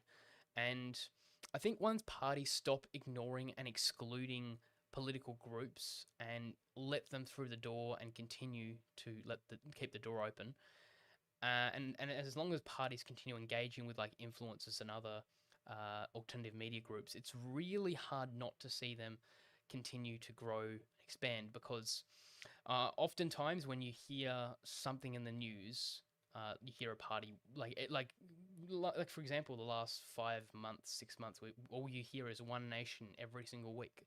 One Nation's exploded in the polls. One Nation's gaining popularity with some people. When the media says that, it actually prices in expectations, like they do with stock markets and stuff. Um, and there hasn't been like a ton of negative coverage compared to the Liberal Party either. They've mostly been either covered in like a very slightly negative light to positive. The coalition's had splits, it's had issues, it's had internal leaks, it's had leadership changes, instability. There's chaos, and everyone thinks that everyone thinks there's problems with the Liberal Party, and that there are issues. So it makes sense because of that. The party's starting to tank in the polls, and things that it's doing to try and correct it is actually making it worse, as the voters' perception is seeing the party as too concerned looking over its shoulder and worrying about what the public thinks than actually fixing itself. So you see kind of the opposite with One Nation, where people are saying, oh, okay, this party's it's gaining momentum. Wow, it's popular. Look at all the seats it won in South Australia. Look at the federal seat it just won. This is the new hot thing. This thing's taking off. It's stable. There's potential here, and it could change things. So of course support's going to rally into that party. On top of the coalition just being unpopular and people just choosing a different option. So that's part of why One Nation's probably still growing, apart from just the issue of immigration, because in modern politics, it's forming government just on one issue. Like, good luck. We saw in Federation, those single issue parties were split into different parties, so they have to cooperate in coalition sorts. So yeah, so momentum, traction, and media. I think that's the main part. It's like once you get into the media and you establish a presence there and are able to hook attention, it's very hard to fall down. Even bad attention is better than no attention. I mean, it's not great for the Liberal Party, but at least people still know that there's a party called the Liberal Party, and the Liberal Party still exists, even if it's bad. I don't know where that saying comes from. Yeah, but any type of attention is good attention, overall. And I think One Nation is just absolutely crushing the attention game, and I think Labor is starting to feel a tight collar around its neck and it's wanting to unbutton because things are getting a bit difficult for them. Uh, so yeah, and yeah, the coalition just I don't know what's going on with their media policy though. It's like they like, and sorry, this is like what they did in the federal election as well. They were too scared to talk to any of the media in a lot of the conferences, especially even in Tassie. They didn't want to like do interviews or any questions or anything. I know other journalists who tried to couldn't. They didn't want to enter any contracts or media agreements or anything. They are scared of the media. One Nation isn't. They'll just block off one outlet and then they'll just go to everyone else. I don't know what it is with the Liberals' media strategy. I don't know where it's coming from, uh, who's behind it, but they're not doing a good job. Like I wouldn't be surprised if the people from 2025 are already fired, and the people who are responsible for 2026 are already fired, because yeah, I just don't know how you can screw up a media that bad for such an established party that still has quite a lot of money. Mm. But like I said, like earlier in the stream, if you're able to build yourself up, you're able to rip yourself down, and they're doing it spectacularly. But yes. Momentum, traction, and media, big reasons, and it's been a main reason why throughout all of history in terms of politics and stuff. It's getting the message out there, getting people to hear you. Think tanks are also a big part of Australian politics now, but I'm yet to see One Nation. I don't know if One Nation has their own think tank or if they've got some friendly think tanks, but they are also growing in influence apart from just, influencers. Mm.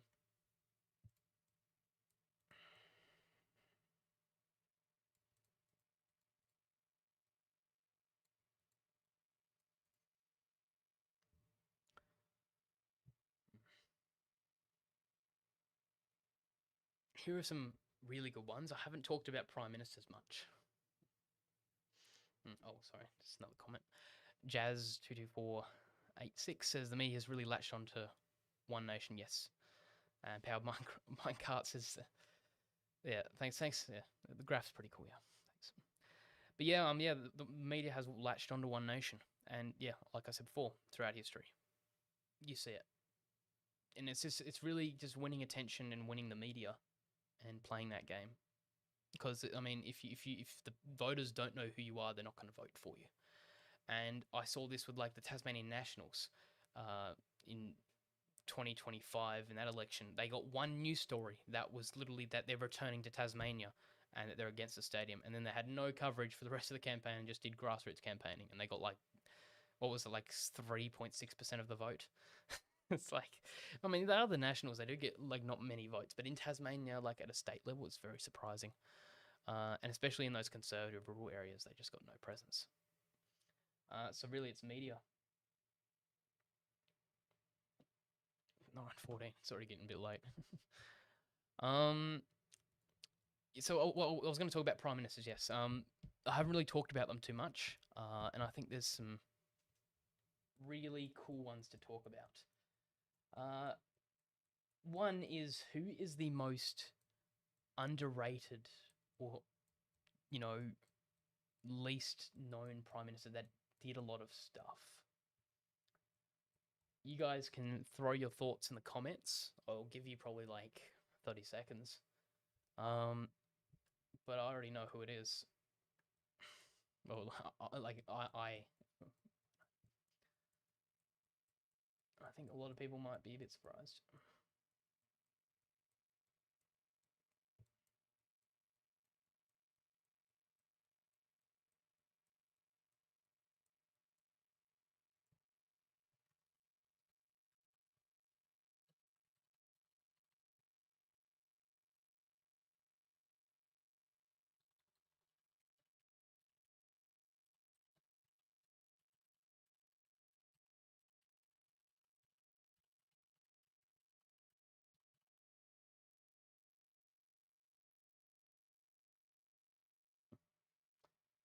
Okay, getting in the comments, Hughes and Hawk.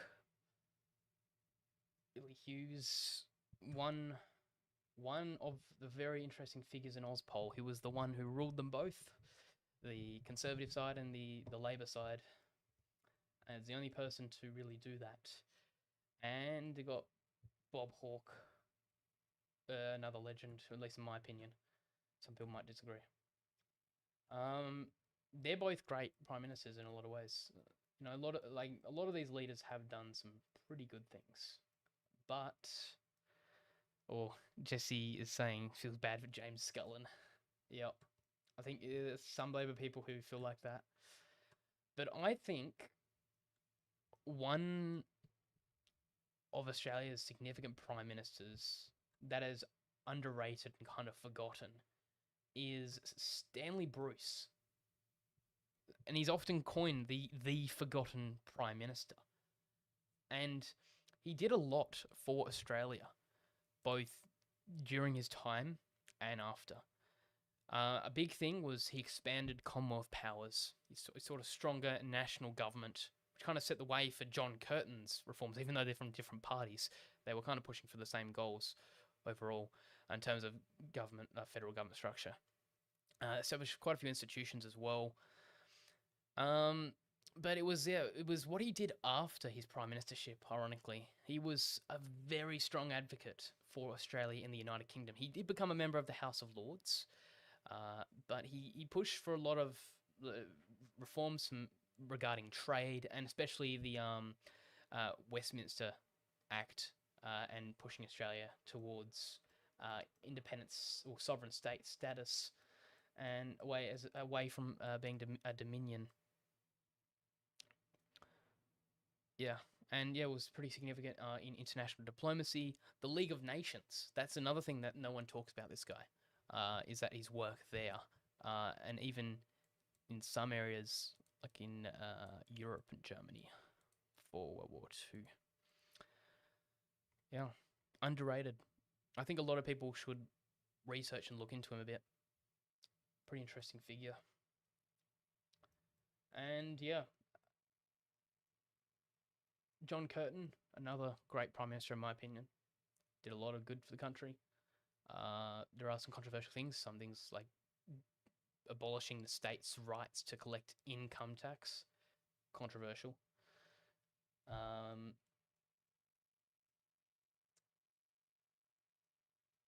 Hawke, yeah. Looked into a bit of Kevin Rudd. Might see my stuff on my channel. A little bit of a Rudd fan, Kevin07 fan. But I acknowledge that there were problems on both ends, both with the party, both with Kevin. There was just too much and too little delivered, too much hope, and just an insane campaign. Probably the coolest in Australian politics, at least modern Australian politics, I should say. Whitlam's, its time was pretty substantial.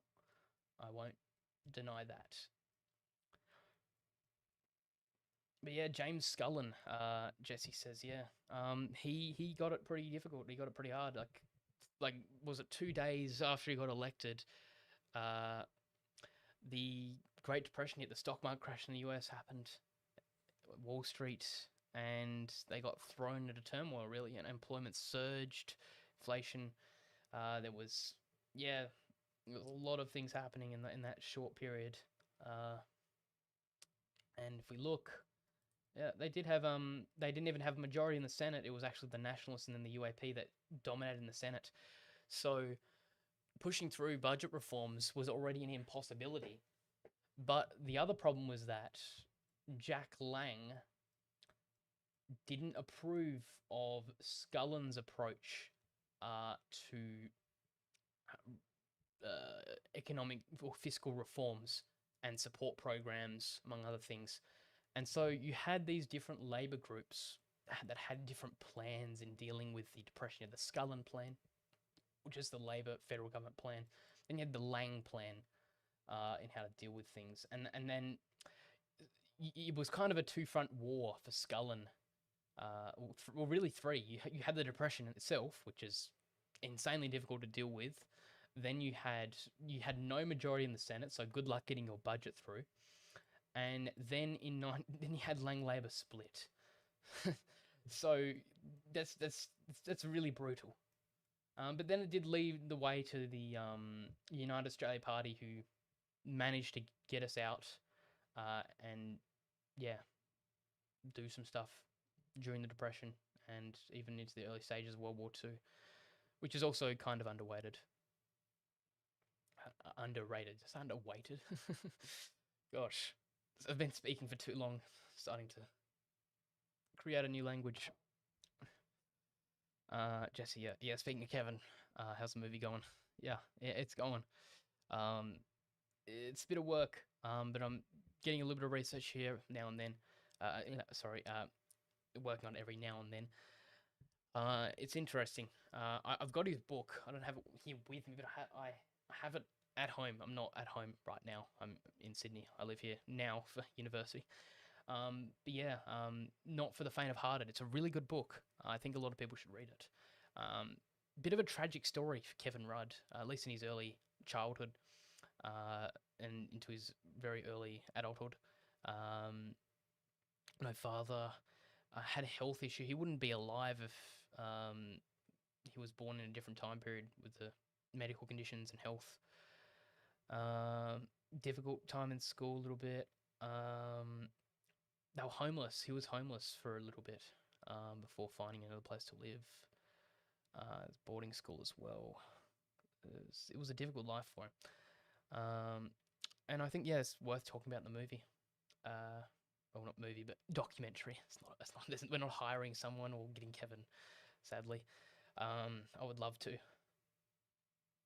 But yeah, I think it's a story worth telling. And it kind of ties into this Jag3671's comment about wasted potential and one of the potential great prime ministers.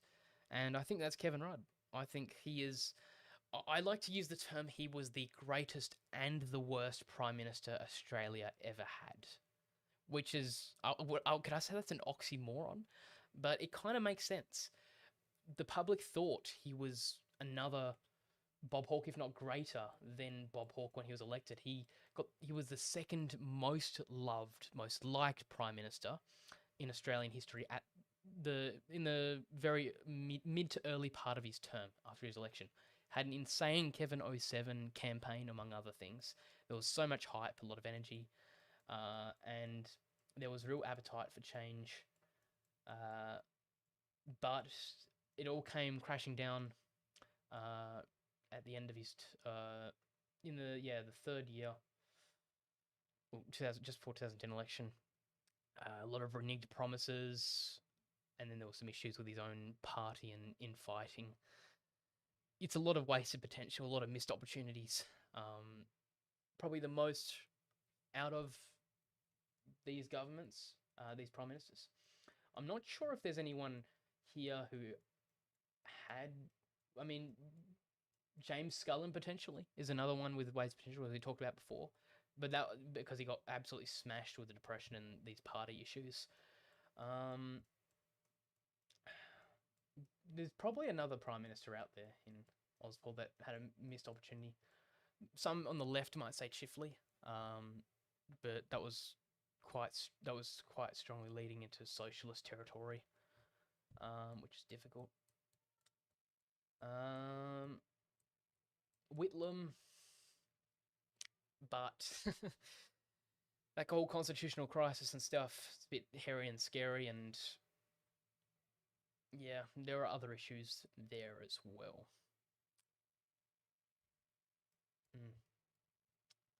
I'd probably say Kevin Rudd, to be honest. That's my choice. I could say Albanese, but it's too early. It's way too early. And he's already done some stuff on the negative gearing capital gains tax reform. We're yet to see major reforms. I mean, the voice to Parliament, yes, that fell flat. We've got reforms that not everyone wanted. Not everyone got what they wanted, but we got something. And we're yet to see more from this government. Turnbull, that's another. Yeah, sorry. How did I ignore Turnbull? Turnbull, without an Abbott around his neck and without the factional infighting. that could have had potential. Could have been potential to shift the Liberal Party away from conservatism and the social conservative uh, influence, and more to being a centrist Labor, almost like the Liberals in Canada, which is basically what Malcolm Turnbull was probably pivoting a little bit more to, but just slightly more moderate than them. That could have been the Liberal Party, had like all things gone right for Turnbull, and it could have pivoted. It could have pushed the Conservatives out into the Nationals and One Nation. You'd have seen a proper Liberal Party in the centre instead of the Teals. Yeah, and we could have seen a system and new multi-party system emerge, or just something. Yeah, it could have pivoted and rehabilitated the Liberal brand in time, and it could have done a lot of good for the party. I think that was a missed opportunity for the Liberals, actually. Not necessarily Prime Minister. There was Snowy Hydro, if anyone remembers that, and a few other issues. But like at the same time, yeah, he did get cut a little bit short, and there could have been more. Most certainly, probably have to. Yeah, might have to actually read his book and just look a little bit more into him, because there might have been a bit more potential as Prime Minister at least. But yeah, that's actually a good point. But yeah, I would say definitely for the Liberal Party, most certainly a missed opportunity. There's also another guy who's more on the moderate side of Liberals. He's called he was called Andrew Peacock, and he was opposition leader during the Hawke Keating years. Forgot exactly when. I think it was late 80s, 90s a little bit. He was also another opposition leader that was never prime minister, that had some potential. He's another interesting figure to look at. But yeah, overall, Kevin Rudd, Turnbull, Scullin maybe. My personal favourite, Rudd. I'm a Rudd person, and it's what I'm most. Well, it's probably the most obvious, like, glowing example. Yeah. Jazz 224486 says, I wonder what Turnbull would have been like without Abbott around his. Oh, sorry, I'm just reading the same comment. Yeah. Let's have a look at a few others.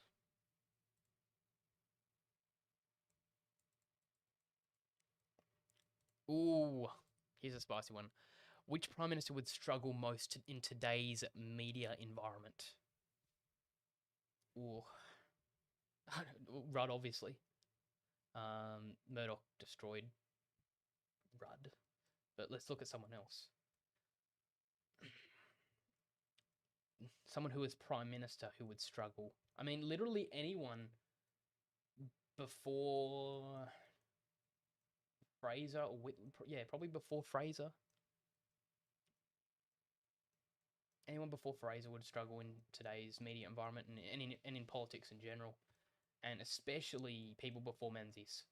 A lot of social conservatives, and most definitely anyone before 1949. Yeah. They would not survive in Australian politics today. That's assuming they kept their same beliefs from back then, of course. If they, transform today, who knows? Who knows?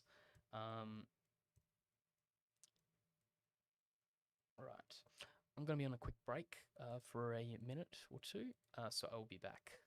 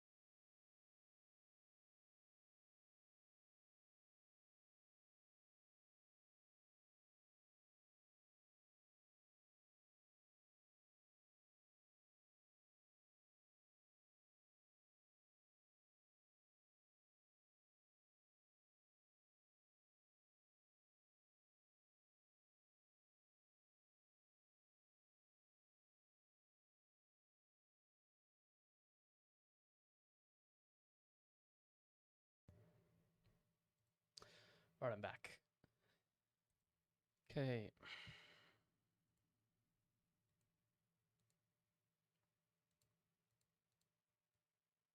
Mm. Another one is another question is how much power does an Australian Prime Minister have compared to a US President? Mm. Less, which is a good thing, I think. I think our parliamentary system, our Washminster system, so a combination of United States and British political systems is a really, really good combination. We've got a really good system here in Australia. We're very lucky. We are the lucky country in terms of resources, but I think also in politics in a lot of ways, in terms of how it operates, like the structure of it. Um, you know, the parliamentary lower house. Oh, in terms of constitutionality or in terms of realistically, realistically, yeah. In terms of the prime minister or the president having power, I think the prime minister actually constitutionally less, but in practice more in terms of long term, medium term actions. We don't have like executive orders or like the cabinet appointments from for non-elected people. Uh, some veto, like the veto power of not signing bills, and what else is there? Appointing like government commission individuals. I think the prime minister can do something. Or there's like an independent commission. There's an independent commission for a lot of them, but not all. I think the president has a lot of power in his office and things that he can do with the constitution, but the prime minister has more power in the parliament in his party. Especially for the Labor Party, the Prime Minister is basically the dictator of the Labor Party. Um, he determines the policy and the direction of the party, not the rest of the cabinet. Similar to the president, but yeah, I think that the Prime Minister does have power in that aspect. Um, but he has less in terms of absolute authority. We have a lot of checks and balances, more checks and balances than maybe the Constitution of America. We have the Governor General, the monarch, being the official head of state, not the Prime Minister. And we've got pretty good constitutional protections here as well, in terms of stopping a dictatorship from occurring, which is what often happens in a lot of presidential systems, or at least a worsening of that democratic system. Yeah. I thought it would be a really easy question to answer, but that was a good addition. Constitutionality, realistically, yeah. Yeah, it's a good one. I'd talk about like Whitlam or some other spicy topics, but I don't know if I want to. I don't. I'm not. I'm too scared to talk about the Whitlam era.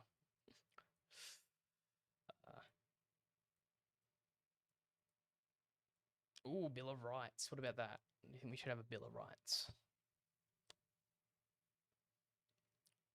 I think everyone would agree that we should have a Bill of Rights, but I think it's the same with the Republic and a bunch of other issues. It's like it's who gets to write uh, on the paper and decide what's what and the specifics.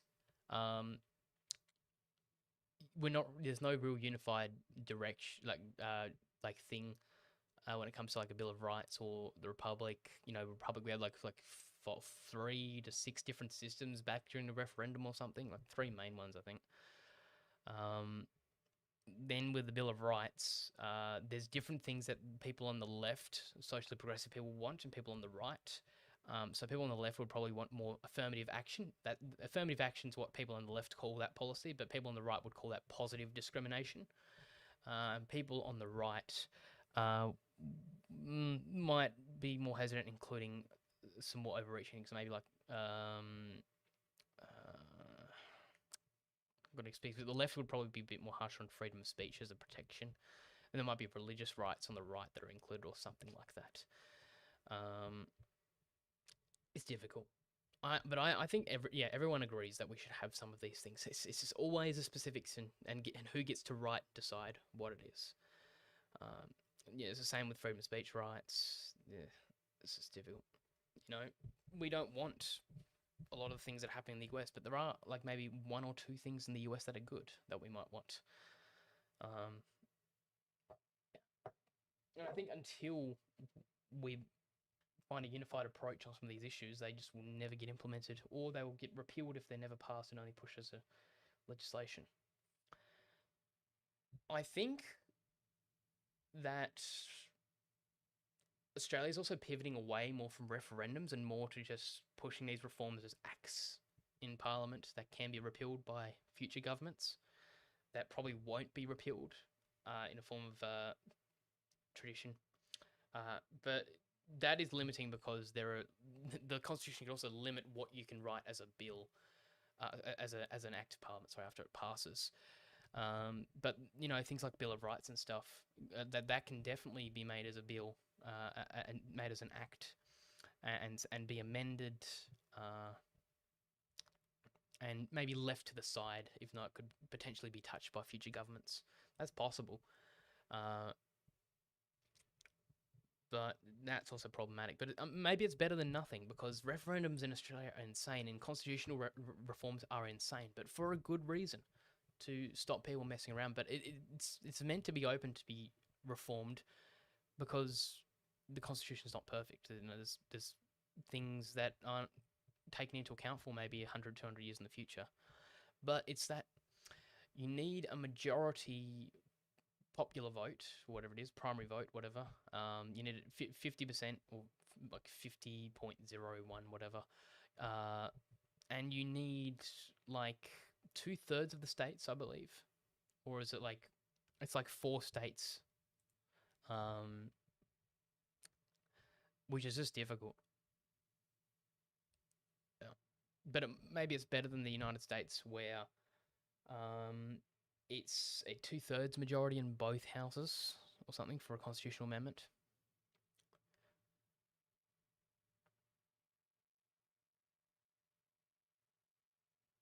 Yeah. Yeah. I think in terms of the constitution reform process, I think we've got it a little bit better. It's people just get to decide, and it's probably more difficult than the US. Maybe debatable, potentially. Powered minecart says Turnbull killed the NBN fiber to the premises. That's the main reason I dislike him. Yeah. This is the funny thing about the NBN and a lot of our infrastructure in Australia. We are paying the price now for what we did 10, 20 years ago. You see, from 2006 up until like even to 2018, we basically were in an era of infrastructure development called the golden plating era. And this is a term especially used for the NBN, where we basically just polished rubbish and it was still rubbish. We overbuilt stuff that we didn't really need, and we just improved stuff instead of replacing a lot of stuff. I mean, in this instance, we didn't even get the NBN like fiber to the premises was killed, and replaced with what was it, fiber to the curb or something. It was like even worse. Like it was way shorter. Yeah, we had that, and now we're paying the price now because we overbuilt and spent too much back then. Which is unfortunate. We kind of kneecapped ourselves with that policy, didn't we? Jag3671 says, what are some mainstream issues that will become irrelevant or resolved, and side/non-issues that you think are/will become mainstream issues?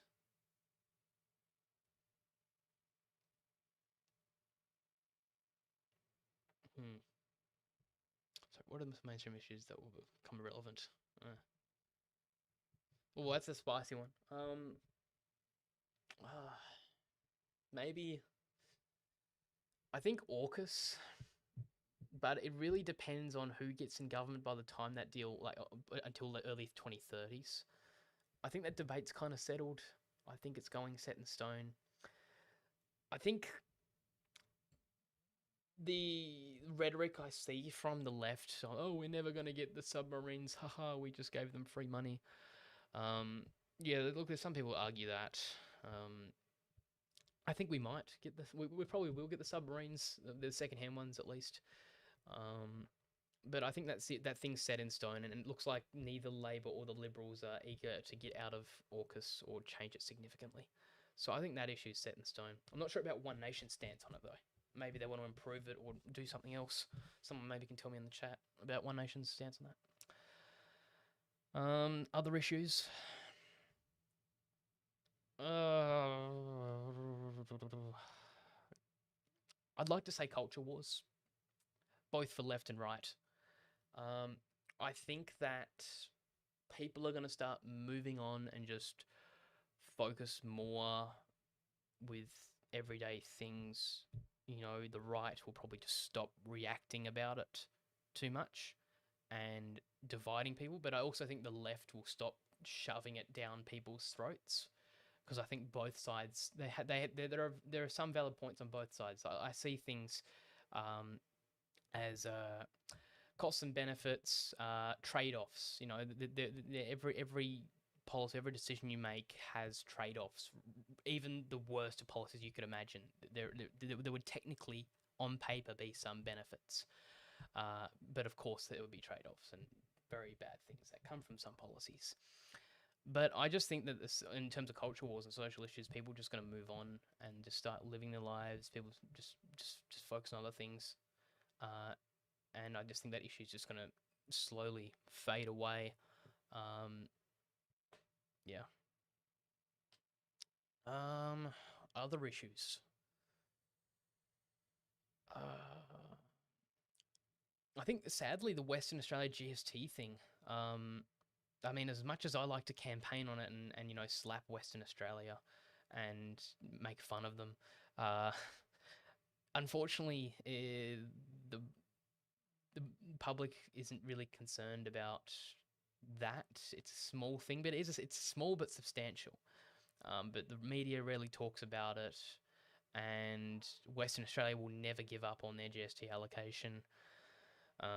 Public doesn't care, and the government won't do anything about it, partly because of political leverage, but also defence. There's a lot of defence investment in Western Australia, and there's some weird stuff going on there that creates a bit of leverage for the WA against the federal government. Not blackmailing, but close enough. We won't talk about that though. It's super secret stuff. But yeah, people just, they're not going to care about that. People already moving on. I mean, people who really would probably care is Tasmania, myself, maybe a handful of people in New South Wales. I mean, Premier Chris Minns is talking about it. Yeah, I can't really think of any others. I think if we ask the opposite question, what is like irrelevant now but will become relevant, or is becoming relevant as we speak? Well, some people can argue immigration, but I think a more interesting one is international trade and globalization. It's if you look at the newspapers in Australia, the media doesn't have the divide that it has in the US, you know, where it's Democrat and Republican lines. We have a divide not by social issues, but by those who support more government intervention economics and those who support liberal and right-leaning economics. And liberal economics, conservative economics, has an overwhelming majority in Australian media, even in some aspects of the ABC. Right-leaning economics is the dominant discussion. And I think in terms of protectionism, tariffs, government intervention in the economy as well, I think that will become a more relevant discussion and talking point as that influence of the news industry contracts. And maybe another thing people might revisit and start talking about is exit and repatriation taxes. I think there's a valid discussion there. I mean, we've seen with Pundit's Politics Australia Institute, they're talking about the gas export tax, a 20% gas export tax, or 25%. If they're going to talk about that, then surely they would consider a repatriation tax. It's like it's basically the same thing, except instead of targeting one industry, you're targeting all industries that attempt to leave the country and transfer wealth away from Australia, and tax them to stop them from doing that, or incentivize them to stay. That's the better term to use. I think that is a potential thing we might look at in the future. I would hope so. I would advocate for that. But I can also see places where we can compromise to implement that system, maybe give a slight concession to company tax in Australia, like a couple % off if you keep stuff in Australia and don't repatriate. Like, there are many systems we could use. Yeah. Yeah, I think there's a lot of issues today that are going to be relevant in the future or will be relevant. It's just a matter of time. Powered Minecart says, who was the best coalition PM of all time in your opinion? Spicy question. Yeah, we love spicy questions here.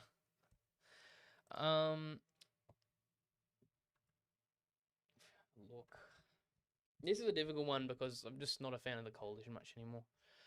If you're speaking coalition, I'm assuming you're talking about the Liberal Country Nationals, that era, not United Australia or before. Just let me know if you are. I will assume you're referring to Liberals.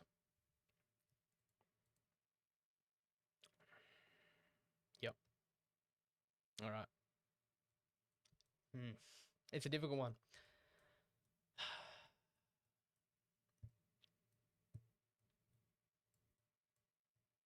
There's not many options, is there? Wow, there's not many options compared to Labor. I don't like any of them, really. Yeah. I don't really like any of them. Look, ScoMo was corrupt. Abbott. No, I'll talk about Abbott, thanks. Howard screwed over Gen Z and younger generations. Fraser, that's a possible contender. Look, a lot of people, the young people in the Liberal Party, they didn't really care too much about the recent prime ministers. They all love Menzies though. The reason the young people, the prime minister, all these young people in the Liberal Party support is Menzies. They love Menzies, and like I know some of them like even got like books about him, books of other older prime ministers, even Fraser and Gorton and stuff. Yeah, it's Menzies all the way with those people. I'm a bit indifferent about Menzies. It's like, good enough. Look, it was a stable period of government, so I can't really complain. And I wouldn't say that he was to blame for a lot of the future issues caused by the Liberal Party. I think that Howard went his own path with the Liberals and took it a bit off course. And Abbott, Turnbull, Abbott and ScoMo definitely doubled down.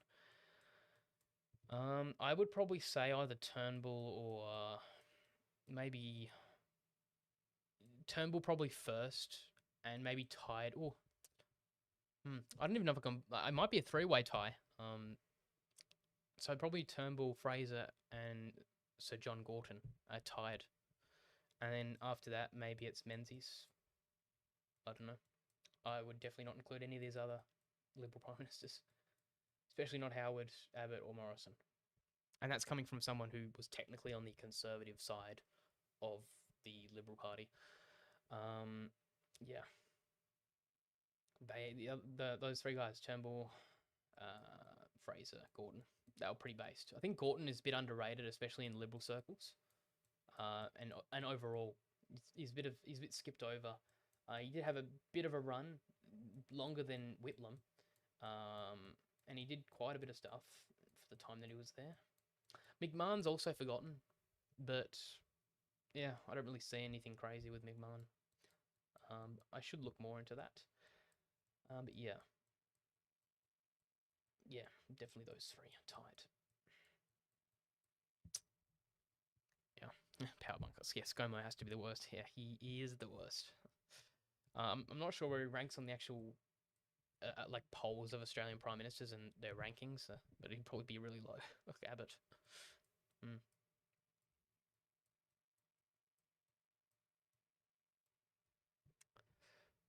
Okay.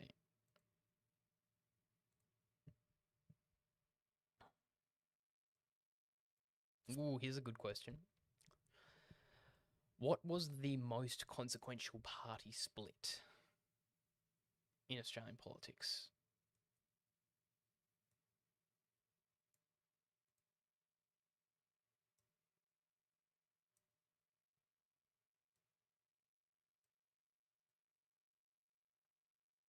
Just adjusting the screen. What was the most consequential party split? Was it Lang Labor, Australian Labor Party, Non-Communist, State Labor, Democratic Labor?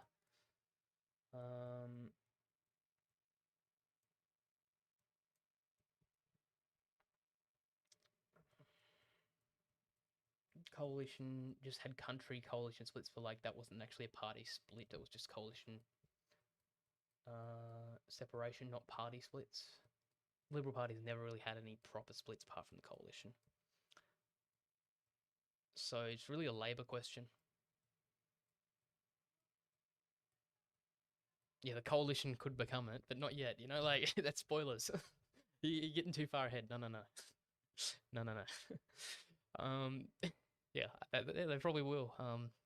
Yeah, Lang Labor or Democratic Labor. I think. Yeah, I think. Look, Lang Labor brought down Scullin pretty much, and Lyons and the more moderate side of that Labor Party went to United Australia, and he became Prime Minister of United Australia, which is cool. Like that was just whoa. um, yeah, Lang Labor's a good contender. I can't say what we would have looked like if Labor ruled through the Great Depression because Labor had no majority in the Senate.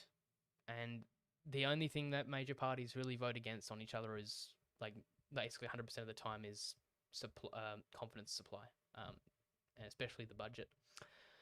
We saw that with Whitlam. So even if that Lang Labor split didn't happen, it would have been very unlikely that this government would have lasted very long. They would have had to been changed in the Senate beforehand. I would probably say Democratic Labor. Yeah, that's probably the most consequential.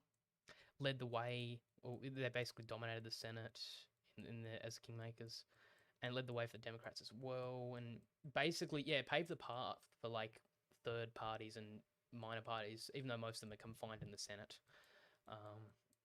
Yeah, that's probably most consequential, and it did lead to the longest reigning government and prime minister, and yeah, the coalition entrenching itself as a galvanized party in force, at least until today.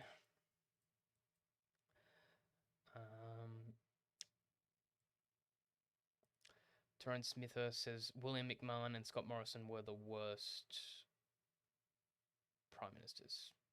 Yeah. Yeah, I haven't really looked into McMahon, but maybe he's overshadowed for that reason or forgotten. Jazz 22486 kicking Pauline out is having detrimental effects on Liberals now. Yeah, but at the same time, could the Liberals have survived if they kept someone like that in the party?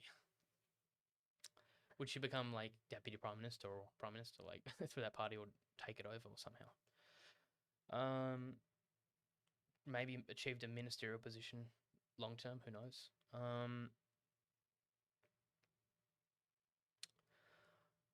Yeah, I'd say yeah, definitely. Like now, this is probably like the most consequential period in Australian politics in a long, long time.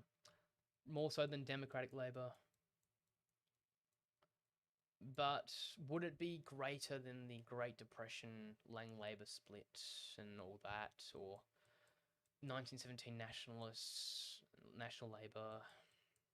Yeah, it's too early to say. Like, just gonna have to wait and see.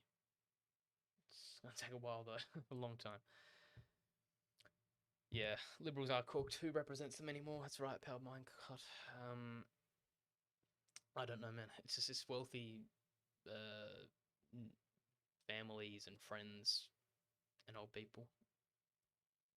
Look, everyone was like before One Nation even jumped up, they were the party of cookers. They still are, but they're just becoming even more concentrated as like the left and the teals take them away, and then the One Nation they're just becoming this cesspool that's just getting worse and worse. Yeah. So yeah, all that's left is just this rump party of just hate and just disgust and just yeah and disgrace really. Um, they could have turned things the right way, but yeah.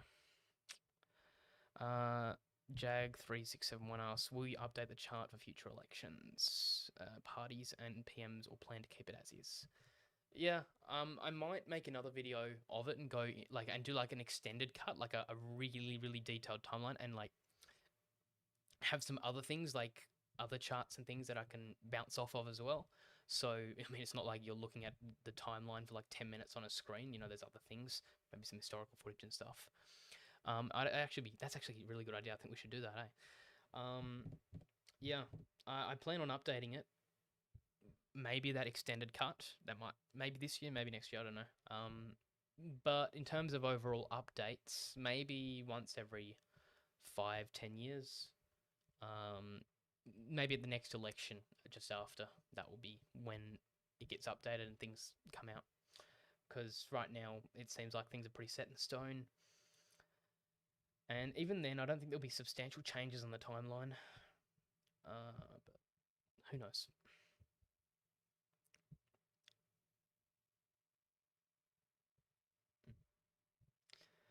But even then, I've still got to do a few updates. I've got to fix a little bit. I fixed the spelling for the posters and stuff before they were printed, and got to fix that. I fix that RUD thing. Yeah, I think it's pretty good though. Pretty good.